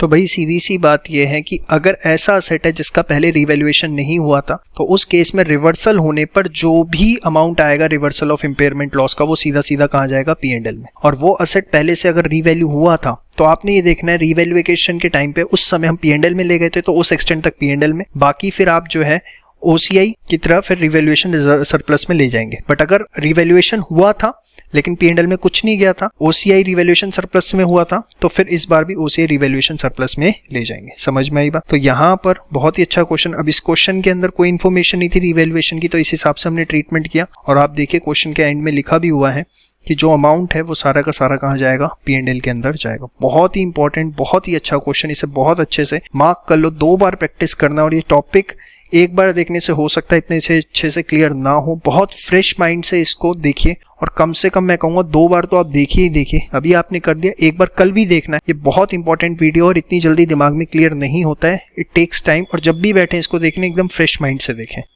चलिए बात करते हैं डिस्क्लोजर्स की। देखिए इंडियस में डिस्क्लोजर्स बहुत होते हैं, जितने भी डिस्क्लोजर हम पढ़ रहे हैं वो मेन डिस्क्लोजर पढ़ रहे हैं, और यही एग्जामिनेशन पॉइंट ऑफ व्यू से और practical knowledge point of view से मोटा मोटा आपको पता होना चाहिए। डीपली अगर आपको इसे रेफर करना है तो आप बुक रेफर कर सकते हैं। चलिए मेन डिस्क्लोजर्स क्या है? सबसे बड़ी चीज, कितना इंपेयरमेंट लॉस P&L में गया, अगर रिवर्सल हुआ इंपेयरमेंट लॉस का तो कितना P&L में गया और कितना अदर कॉम्प्रिहेंसिव इनकम से रिकॉग्नाइज हुआ, कौन से इवेंट्स एंड सर्कमस्टांसेस हुए जिसकी वजह से हमें इंपेयरमेंट लॉस रिकॉग्नाइज करना पड़ा या रिवर्सल करना पड़ा। जो रिकवरेबल अमाउंट है, आपको पता है वैल्यू इन यूज और fair value less cost of disposal दोनों में से हायर लेते हैं, तो कौन सा आपने लिया, वैल्यू इन यूज लिया या fair value less cost of disposal लिया? ये आपको डिस्क्लोजर्स में बताना पड़ेगा कि हायर तो लिया लेकिन कौन सा लिया, और उसकी एक्सप्लेनेशन के साथ, लाइक कौन सा डिस्काउंटिंग रेट आपने यूज किया, क्या आपकी मार्केट अजम्पशंस रही, ये एक मैनेजमेंट एक्सप्लेनेशन देनी पड़ेगी। In case of value in use हमने पढ़ा था प्रोजेक्शन पीरियड जनरली 5 साल का लिया जाता है, लेकिन अगर हम 5 साल से ज्यादा का ले रहे हैं तो फिर मैनेजमेंट की एक्सप्लेनेशन कि क्यों लॉन्गर पीरियड लिया जा रहा है। फिर इसके अलावा अगर कोई अनएलोकेटेड गुडविल है ड्यू टू बिजनेस कॉम्बिनेशन, जिसमें हमने पढ़ा था कि हमारे पास टाइम होता है नेक्स्ट, अगर करंट रिपोर्टिंग पीरियड तक आपने प्रोविजनल वैल्यूज ली हैं तो ऑब्वियसली गुडविल नहीं रिकॉग्नाइज की होगी, आप डिस्क्लोज कर सकते हैं उसको, ये हमने पढ़ा था। तो फिर आपको नेक्स्ट रिपोर्टिंग पीरियड तक जो है अपना गुडविल का अमाउंट एलोकेट करना होता है बिजनेस कॉम्बिनेशन में जितनी भी CGUs हैं, तो वही पॉइंट यहाँ पर। तो वैसे हमने डिस्क्लोजर जगह जगह पढ़े, वो तो हैं, इसके अलावा जो मेन डिस्क्लोजर्स हैं वो आपके ये हैं। फटाफट इसको देखिए, और इतने डिस्क्लोजर्स भी आप कर लेते हैं तो एग्जामिनेशन पॉइंट ऑफ व्यू से सफिशिएंट है, घबराने की बिल्कुल भी जरूरत नहीं है। मेन इतने ही आप कर भी सकते हैं, क्योंकि डिस्क्लोजर्स अगर 6-6 पेज के हैं तो ऑब्वियसली आप याद नहीं करेंगे, और डिस्क्लोजर के हमारे पास अलग से कुछ स्टैंडर्ड्स है, अगर क्वेश्चन आएगा भी तो वहां से आएगा। यहाँ आप इतना करिए, इससे ज्यादा कुछ घबराने की जरूरत नहीं, इतना सफिशिएंट है। From the following details of an asset, find out impairment loss and its treatment। impairment loss कितना होगा और उसका ट्रीटमेंट क्या होगा, करंट ईयर डेप्रिसिएशन कितना होगा, cost of asset, useful life, salvage value, carrying value at the beginning of the year, remaining useful life, recoverable amount, upward revaluation last year में। तो भाई impairment loss तो बड़ा सिंपल है, जो carrying value और recoverable amount है दोनों का डिफरेंस होगा, तो that comes out to be 27.30 minus 12, तो ये आपका जाता है 15.30। ठीक है ना, ये आपका impairment loss हो गया। अब देखिए सीधे ऐसे निकाल के आने से एग्जाम में नंबर नहीं मिलते हैं, मैं बार बार आपको ये बात बोलता हूँ। सबसे पहले आपको लिखना पड़ेगा कि as per Ind AS 36 impairment loss is recognized when the recoverable amount of the asset is less than the carrying amount of the asset, या carrying amount of the asset is more than the recoverable amount। और फिर आपको basically ये calculation करके दिखानी है और फिर ये आपको करना है। जैसे इसने यहाँ पर नहीं लिखा तो एग्जाम में इस चीज के नंबर कट जाते हैं, आपने लिखना जरूर है। ट्रीटमेंट क्या होगा, देखिए रीवैल्यूएशन हुआ था इसका 14 लाख का अपवर्ड, तो 15.30 जो है इसमें से 14 लाख रुपीस तो हम रीवैल्यूएशन सरप्लस से चार्ज कर लेंगे, बाकी 1.3 जो है वो कहाँ जाएगा, एसओपीएल के अंदर, यस और नो। तो वही इसने लिखा हुआ है, it is recognised in other comprehensive income to the extent that impairment loss does not exceed the amount held in revaluation surplus for the same asset. The balance, if any, is recognized as an expense in SOPL. ठीक है, तो impairment loss of any other asset should be recognized as an expense in the statement of P&L. तो accordingly जो है 14 लाख आप revaluation surplus से लेंगे और बाकी 1.30 जो है expense की तरह लेंगे। करंट ईयर का डेप्रिसिएशन कितना आएगा, तो अब रिकवरेबल अमाउंट उसका 12 लाख है, तो वही उसका कैरिंग अमाउंट भी हो गया है आफ्टर इम्पेयरमेंट लॉस। 3 साल उसकी यूजफुल लाइफ है, तो हर साल 4 लाख रुपए का डेप्रिसिएशन आपका जो है वो लगेगा। तो एक बहुत ही अच्छा क्वेश्चन जो एग्जाम में आपसे 4 नंबर तक पूछा जा सकता है। Venus Limited has an asset which is carried in the balance sheet on 31st March at rupees 500 lakh। उसे आप बैलेंस शीट में 500 लाख का दिखाते हैं। As at that date, the value in use is 400 lakh and fair value less cost of sale is 375 lakh। उसका जो value in use है 400 लाख है और fair value less cost to sell जो है 375 लाख है। तो इम्पेयरमेंट लॉस क्या होगा, तो सबसे पहले अगेन वही मैं आपको कहूंगा, प्रोविजंस लिखेंगे कि as per Ind AS 36 impairment loss कब रिकॉग्नाइज होता है, फिर रिकवरेबल अमाउंट कैसे निकलता है, वैल्यू इन यूज और fair value less cost to sell whichever is higher. पहले प्रोविजंस लिखेंगे, फिर जो है आप एक एक चीज करके दिखाएंगे। तो यहाँ पर अगर आप देखें तो दोनों में से हायर क्या है, वैल्यू इन यूज, ठीक है, तो ये आपका जो है रिकवरेबल अमाउंट आ जाएगा। कैरिंग अमाउंट उसका कितना है आपका 500 लाख, तो आप क्या करेंगे, इम्पेयरमेंट लॉस बुक कर देंगे कितने का, 100 लाख का। उसका जर्नल एंट्रीज करनी है तो कोई दिक्कत नहीं, इम्पेयरमेंट लॉस टू असेट और उसके बाद इम्पेयरमेंट लॉस एसओपीएल में चला जाएगा। देखिए यहाँ पे इन्होंने स्टेप बाय स्टेप करके दिखा रखा है, ऐसी प्रेजेंटेशन भी एग्जाम में की जा सकती है, ठीक है, लेकिन आपने जो टेक्स्ट है वो जरूर लिखना, ये बात ध्यान रखिएगा। देखिए impairment loss is in excess of this, clear है। तो इस और आप इसको बहुत सिंपल भी रख सकते हैं, इतना कॉम्प्लिकेटेड ना ही करें कि टेक्स्ट लिख दिया पहले और उसके बाद जो है कैलकुलेशन दिखा दी। Journal entry, impairment loss to asset और एसओपीएल टू इम्पेयरमेंट लॉस, ठीक है जी। फटाफट इसको देखिए फास्ट। एक बहुत ही अच्छा क्वेश्चन है, इसे मार्क कर लीजिए, एग्जाम टाइम पे जरूर देखिएगा। A publisher owns 150 magazine titles of which 70 were purchased and 80 were self created. एक पब्लिशर है, 150 मैगजीन उसकी आती है जिसमें 70 उसने परचेज करी हुई, 80 जो है सेल्फ क्रिएटेड है। Price paid for a purchased magazine title is recognised as an intangible asset, और जो आपने प्राइस पे किया परचेज्ड मैगजीन्स के लिए उसे इंटेंजिबल की तरह रिकॉग्नाइज किया। The cost of creating magazine titles and maintaining the existing titles are recognised as an expense when incurred. और जो भी कॉस्ट आती है टाइटल क्रिएट करने की, एग्जिस्टिंग को मेंटेन करने की, लाइक एडवर्टाइजिंग कॉस्ट, तो वो जो है आप एक्सपेंस की तरह बुक कर देते हैं। Cash inflows from direct sales and advertising are identifiable for each magazine title. ये लाइन सबसे ज्यादा इंपॉर्टेंट है, कह रहा है कैश फ्लो जो है डायरेक्ट सेल से और एडवर्टाइजिंग से हर मैगजीन की आइडेंटिफिएबल है। मतलब अपने आप में देखा जाए इस लाइन की वजह से ये पता लगता है कि हर मैगजीन अपने आप में कैश जनरेटेड यूनिट है, क्योंकि हम यही तो बोलते हैं कि भैया कैश जनरेटेड यूनिट क्या है, स्मॉलेस्ट ग्रुप ऑफ असेट्स जिससे आप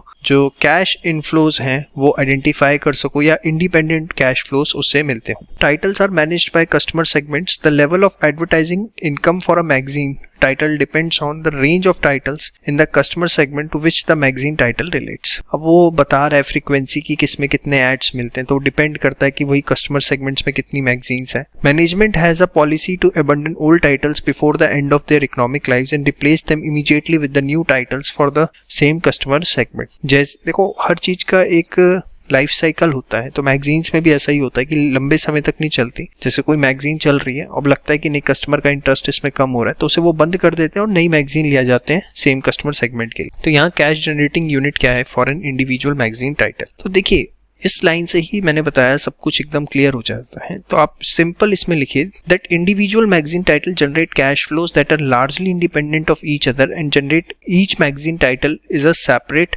कैश जनरेटिंग यूनिट। एकदम बड़ी क्लियर बात है। दो उसने बीच में काफी सारी बातें लिखी हैं, लेकिन हमारे पास सिर्फ इस लाइन से सारी बातें एकदम क्रिस्टल क्लियर हो जाती हैं। ये देखिए लाइन इसने डायरेक्टली यहाँ पर कोट भी आपको एज इट इज कर रखी। तो एक अच्छा क्वेश्चन है, चाहे 2 नंबर में एग्जाम में आए, लेकिन आने के चांसेस इसके अच्छे हैं और हमें पता लगता है कि कैश जनरेटिंग यूनिट कैसे प्रैक्टिकली आइडेंटिफाई करनी है। A significant raw material used for plant-wise final production is an intermediate product bought from plant X of the same entity. Okay, एक एंटिटी है, उसने 2 प्लांट लगा रखे हैं, plant X, plant Y। Y में जो है फाइनल आउटपुट बनता है और इस को जो रॉ मटेरियल चाहिए होता है वो एक्स से आता है, ठीक है, और वो रॉ मटेरियल कहाँ बनता है, एक्स में, और दोनों सेम ऑर्गेनाइजेशन की। X product are sold to Y at a transfer price that passes all margins to X. ये इसको इनवॉइस प्राइस पे बेचता है, सीधी सी बात। 80% of Y's final production is sold to customer outside of the entity, और Y की जो भी फाइनल प्रोडक्शन होती है वो बेच दी जाती है। 60% of X final production is sold to Y and the remaining 40% is sold to customer outside of the entity.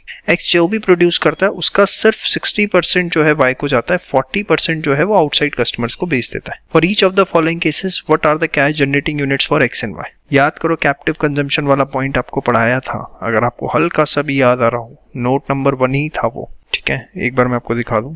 Asset used in output produced for inter-process transfer, internal consumption, ये तीनों points. अब आपको इसका आंसर कैसे लिखना है, देखो अभी पहले आप क्वेश्चन की रिक्वायरमेंट पढ़ी, हमने क्या पढ़ा था कि कैप्टिव कंजम्पशन अगर हो भी रही है तो इट इज इमटेरियल कि वो उसको वाई को बेचता है या बाहर बेचता है, बस ये है कि हाँ एक्स जो है अगर जो भी प्रोडक्ट बना रहा है उसकी एक्टिव मार्केट है तो उस केस के अंदर दोनों को अलग अलग कैश जनरेटिंग यूनिट माना जाएगा और आर्म लेंथ ट्रांजैक्शन पे चीजों को कंसिडर करना है। अब वो दो चीज कह रहा है कि कैश जनरेटिंग यूनिट्स क्या है। If X could sell the product it sell to Y in an active market and internal transfer prices are higher than market prices, what are the cash generating units for X and Y. Okay, उसने बोला x जो है Y को बेच सकता है और एक एक्टिव मार्केट भी है, तो यहाँ पर आप क्या करेंगे, एक्स और वाई दोनों को अलग अलग कैश जनरेटिंग यूनिट मानेंगे, यही हमने पढ़ा भी था। If there is no active market for product X sells to Y, what are the cash generating units for X and Y. तो फिर उस केस में एक्स एंड वाई जो है उसको एक ही कैश जनरेटिंग यूनिट माना जाएगा, अलग अलग नहीं माना जाएगा अगर प्रोडक्ट एक्स के जो एक्टिव मार्केट है वो नहीं है। कैसे लिखेंगे, as per Ind AS 36 impairment loss, वो तीनों पॉइंट्स आप मेंशन कर देंगे और उसके बाद ए और बी का सिंपली आंसर दे देंगे, ठीक है। देखिए यहाँ पर बी का लिखा हुआ है, it is likely that X and Y together are the smallest group of asset that generate cash flow that are largely independent. ये बहुत कॉम्प्लिकेटेड आंसर लिखा हुआ है, इतना लिखने की जरूरत नहीं है, आपको बहुत सिंपल लिखना है। कैसे लिखना है, as per Ind AS 36 impairment loss, ठीक है, और उसके बाद क्या करना है, वो तीनों पॉइंट्स जो आपको मैंने पढ़ाए, कौन से, यहाँ पर ये तीनों पॉइंट एज इट इज आप लिख देंगे कुछ सोचे समझे बिना, और फिर आप सीधे क्या करेंगे कि भैया एक आंसर क्या होगा कि आप एक्स और वाई जो है दोनों को अलग अलग सीजीयू मान सकते हो, और सेकंड केस में आप उसे अलग अलग सीजीयू नहीं मान सकते। क्यों? क्योंकि जो एक्स का प्रोडक्ट है उसकी कोई एक्टिव मार्केट नहीं है। तो इसे कॉम्प्लिकेटेड बिल्कुल भी नहीं बनाना, एकदम सिंपल रखना है चीजों को। XYZ Limited produces a single product and owns plant 1, 2 and 3। XYZ Limited एक ही प्रोडक्ट बनाती है और 3 प्लांट्स हैं उसके पास, plant 1, plant 2, plant 3। Each plant is located in a different country, हर प्लांट डिफरेंट कंट्री में। प्लांट 1 जो है कंपोनेंट बनाता है that is assembled in either plant 2 और 3, मतलब प्लांट 1 है वहाँ एक कंपोनेंट बनेगा जो कि प्लांट 2 में या प्लांट 3 में कहीं पर भी असेंबल हो सकता है। The combined capacity of plant 2 and 3 is not fully utilised, और दोनों को ये नहीं कि फुली यूटिलाइज हो रहे हैं। XYZ limited products are sold world from either plant 2 और प्लांट 3। वर्ल्ड वाइड जो है प्रोडक्ट बेचे जाते हैं प्लांट 2 से या प्लांट 3 से। Example, plant 2's production can be sold in plant 3's country, मतलब प्लांट 2 में प्रोडक्शन हुई है बट आप उसे प्लांट 3 जिस कंट्री में है उस कंट्री में ही बेच सकते हो। वो एग्जांपल दे रहा है आपको, तो ये तो हमें वैसे भी समझ में आ रहा है जब वो कह रहा है कि भाई प्लांट 2 और 3 में जो है सेम प्रोडक्ट बन रहा है उसे वर्ल्ड वाइड कहीं भी बेच सकते हैं, तो ऐसा कोई एग्जांपल हमें पढ़ने की जरूरत भी नहीं है। Utilisation level of plant 2 and plant 3 depend on the allocation of sales between the 2 sites. और बेसिकली यूटिलाइजेशन लेवल क्या रहेगा, किसका कितनी कैपेसिटी यूटिलाइज होगी, वो डिपेंड करता है कि सेल्स को कैसे एलोकेट किया जाता है। सेल्स का एलोकेट मतलब जो बजटेड सेल्स बनती है तो उसमें एक एस्टिमेट बनता है कि प्लांट 2 में कितना प्रोडक्शन करवाएंगे, प्लांट 3 में वही। If there is no active market for plant 1 product, वो कह रहा है कोई एक्टिव मार्केट नहीं है प्लांट 1 के प्रोडक्ट के लिए, what are the cash generating units for plant 1, 2 and 3।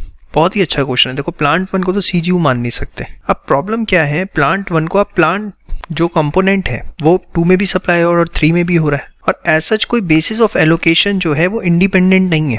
मतलब आप कैसे सीजीयू मानोगे, इसको एक सीजीयू मान सकते हो? नहीं मान सकते, क्योंकि 1 का जो है वो 3 में भी जा रहा है, आप समझ रहे हो।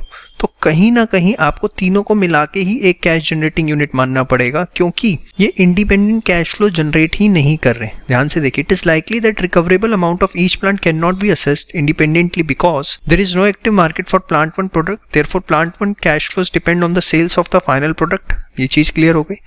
Although there is an active market for the product assembled in plant 2 and plant 3, cash inflows for plant 2 and plant 3 depend on the allocation of production across the 2 sites. It is मतलब वो dependent है कि कितनी production allocate होती है based on sales budget. It is unlikely that future cash flows for plant 2 and plant 3 can be determined individually. As a consequence it is likely that plant 1, plant 2, plant 3 together are the smallest group of assets that generate cash inflows that are largely independent. तो बहुत ही अच्छा question, exam time पे से जरूर देखिएगा. XYZ Limited has a cash generating unit Plant A as on 1st April 2001 having a carrying amount of 1000 crore. उसका carrying amount जो है 1st April 2000x1 को कितना है 1000 करोड़. ठीक है. Plant A was acquired under a business combination and goodwill of 200 crore was allocated to it. और 200 करोड़ की goodwill भी allocated है. तो पूरी की पूरी जो CGU की वैल्यू होगी वो 1200 करोड़ होगी. It is depreciated on SLM. बहुत ही बढ़िया. Plant A has a useful life of 10 years with no residual value. बहुत ही बढ़िया. अच्छा, 10 साल की यूजफुल लाइफ है, इस डेट को एक्वायर हुआ था. तो डेप्रिसिएशन अगर हम निकालें हर साल का तो 1000 डिवाइडेड बाय 10 कितना हो जाता है 100. On 31st March 2002 plant A has recoverable amount of 600 crore. मतलब एक साल बाद जो है इसका इन्होंने रिकवरेबल अमाउंट निकाला कितना है 600 करोड़ का. तो एक साल बाद अगर हम देखें कैरिंग अमाउंट कितना चल रहा होगा भाई, 1000 करोड़ के असेट थे, 100 करोड़ एक साल का डेप्रिसिएशन लगा होगा, एक ही साल हुआ है, तो कैरिंग अमाउंट कितना चल रहा होगा 900 करोड़. ठीक है. और 900 करोड़ प्लस 200 करोड़ की गुडविल तो टोटल कितना हो गया 1100 करोड़. और रिकवरेबल अमाउंट जो है वो कितना है 600. तो इम्पेयरमेंट लॉस कितना आ जाता है 500 करोड़. ऐसा क्वेश्चन हम ऑलरेडी देख चुके हैं. देखिए हिस्टोरिकल कॉस्ट इतने के असेट टोटल हो गया कितना 1200. डेप्रिसिएशन लगा. ठीक है. तो 200 900 1100 आ गया. अब इसके बाद जो है 1100 रिकवरेबल अमाउंट 600. तो इम्पेयरमेंट लॉस कितना आ जाता है 500 करोड़. 500 करोड़ अब ये कैसे होगा, सबसे पहले 200 करोड़ गुडविल से लेंगे और बाकी किससे लेंगे असेट से 300. यस और नो, यही तरीका होता है कि पहले हम गुडविल पे एलोकेट करते हैं. तो एलोकेट हो गया, ये तो गुडविल नील हो जाएगी. और अब ये 900 माइनस 300 कितना बचेगा 600 carrying amount after impairment loss. ठीक है. तो आप देखिए कि हमने इम्पेयरमेंट लॉस को रिकॉर्ड कर लिया. Also prescribe it's allocation. तो एलोकेशन ये है कि 200 गुडविल से और 300 जो है असेट से आप राइट ऑफ करेंगे. बहुत ही अच्छा क्वेश्चन.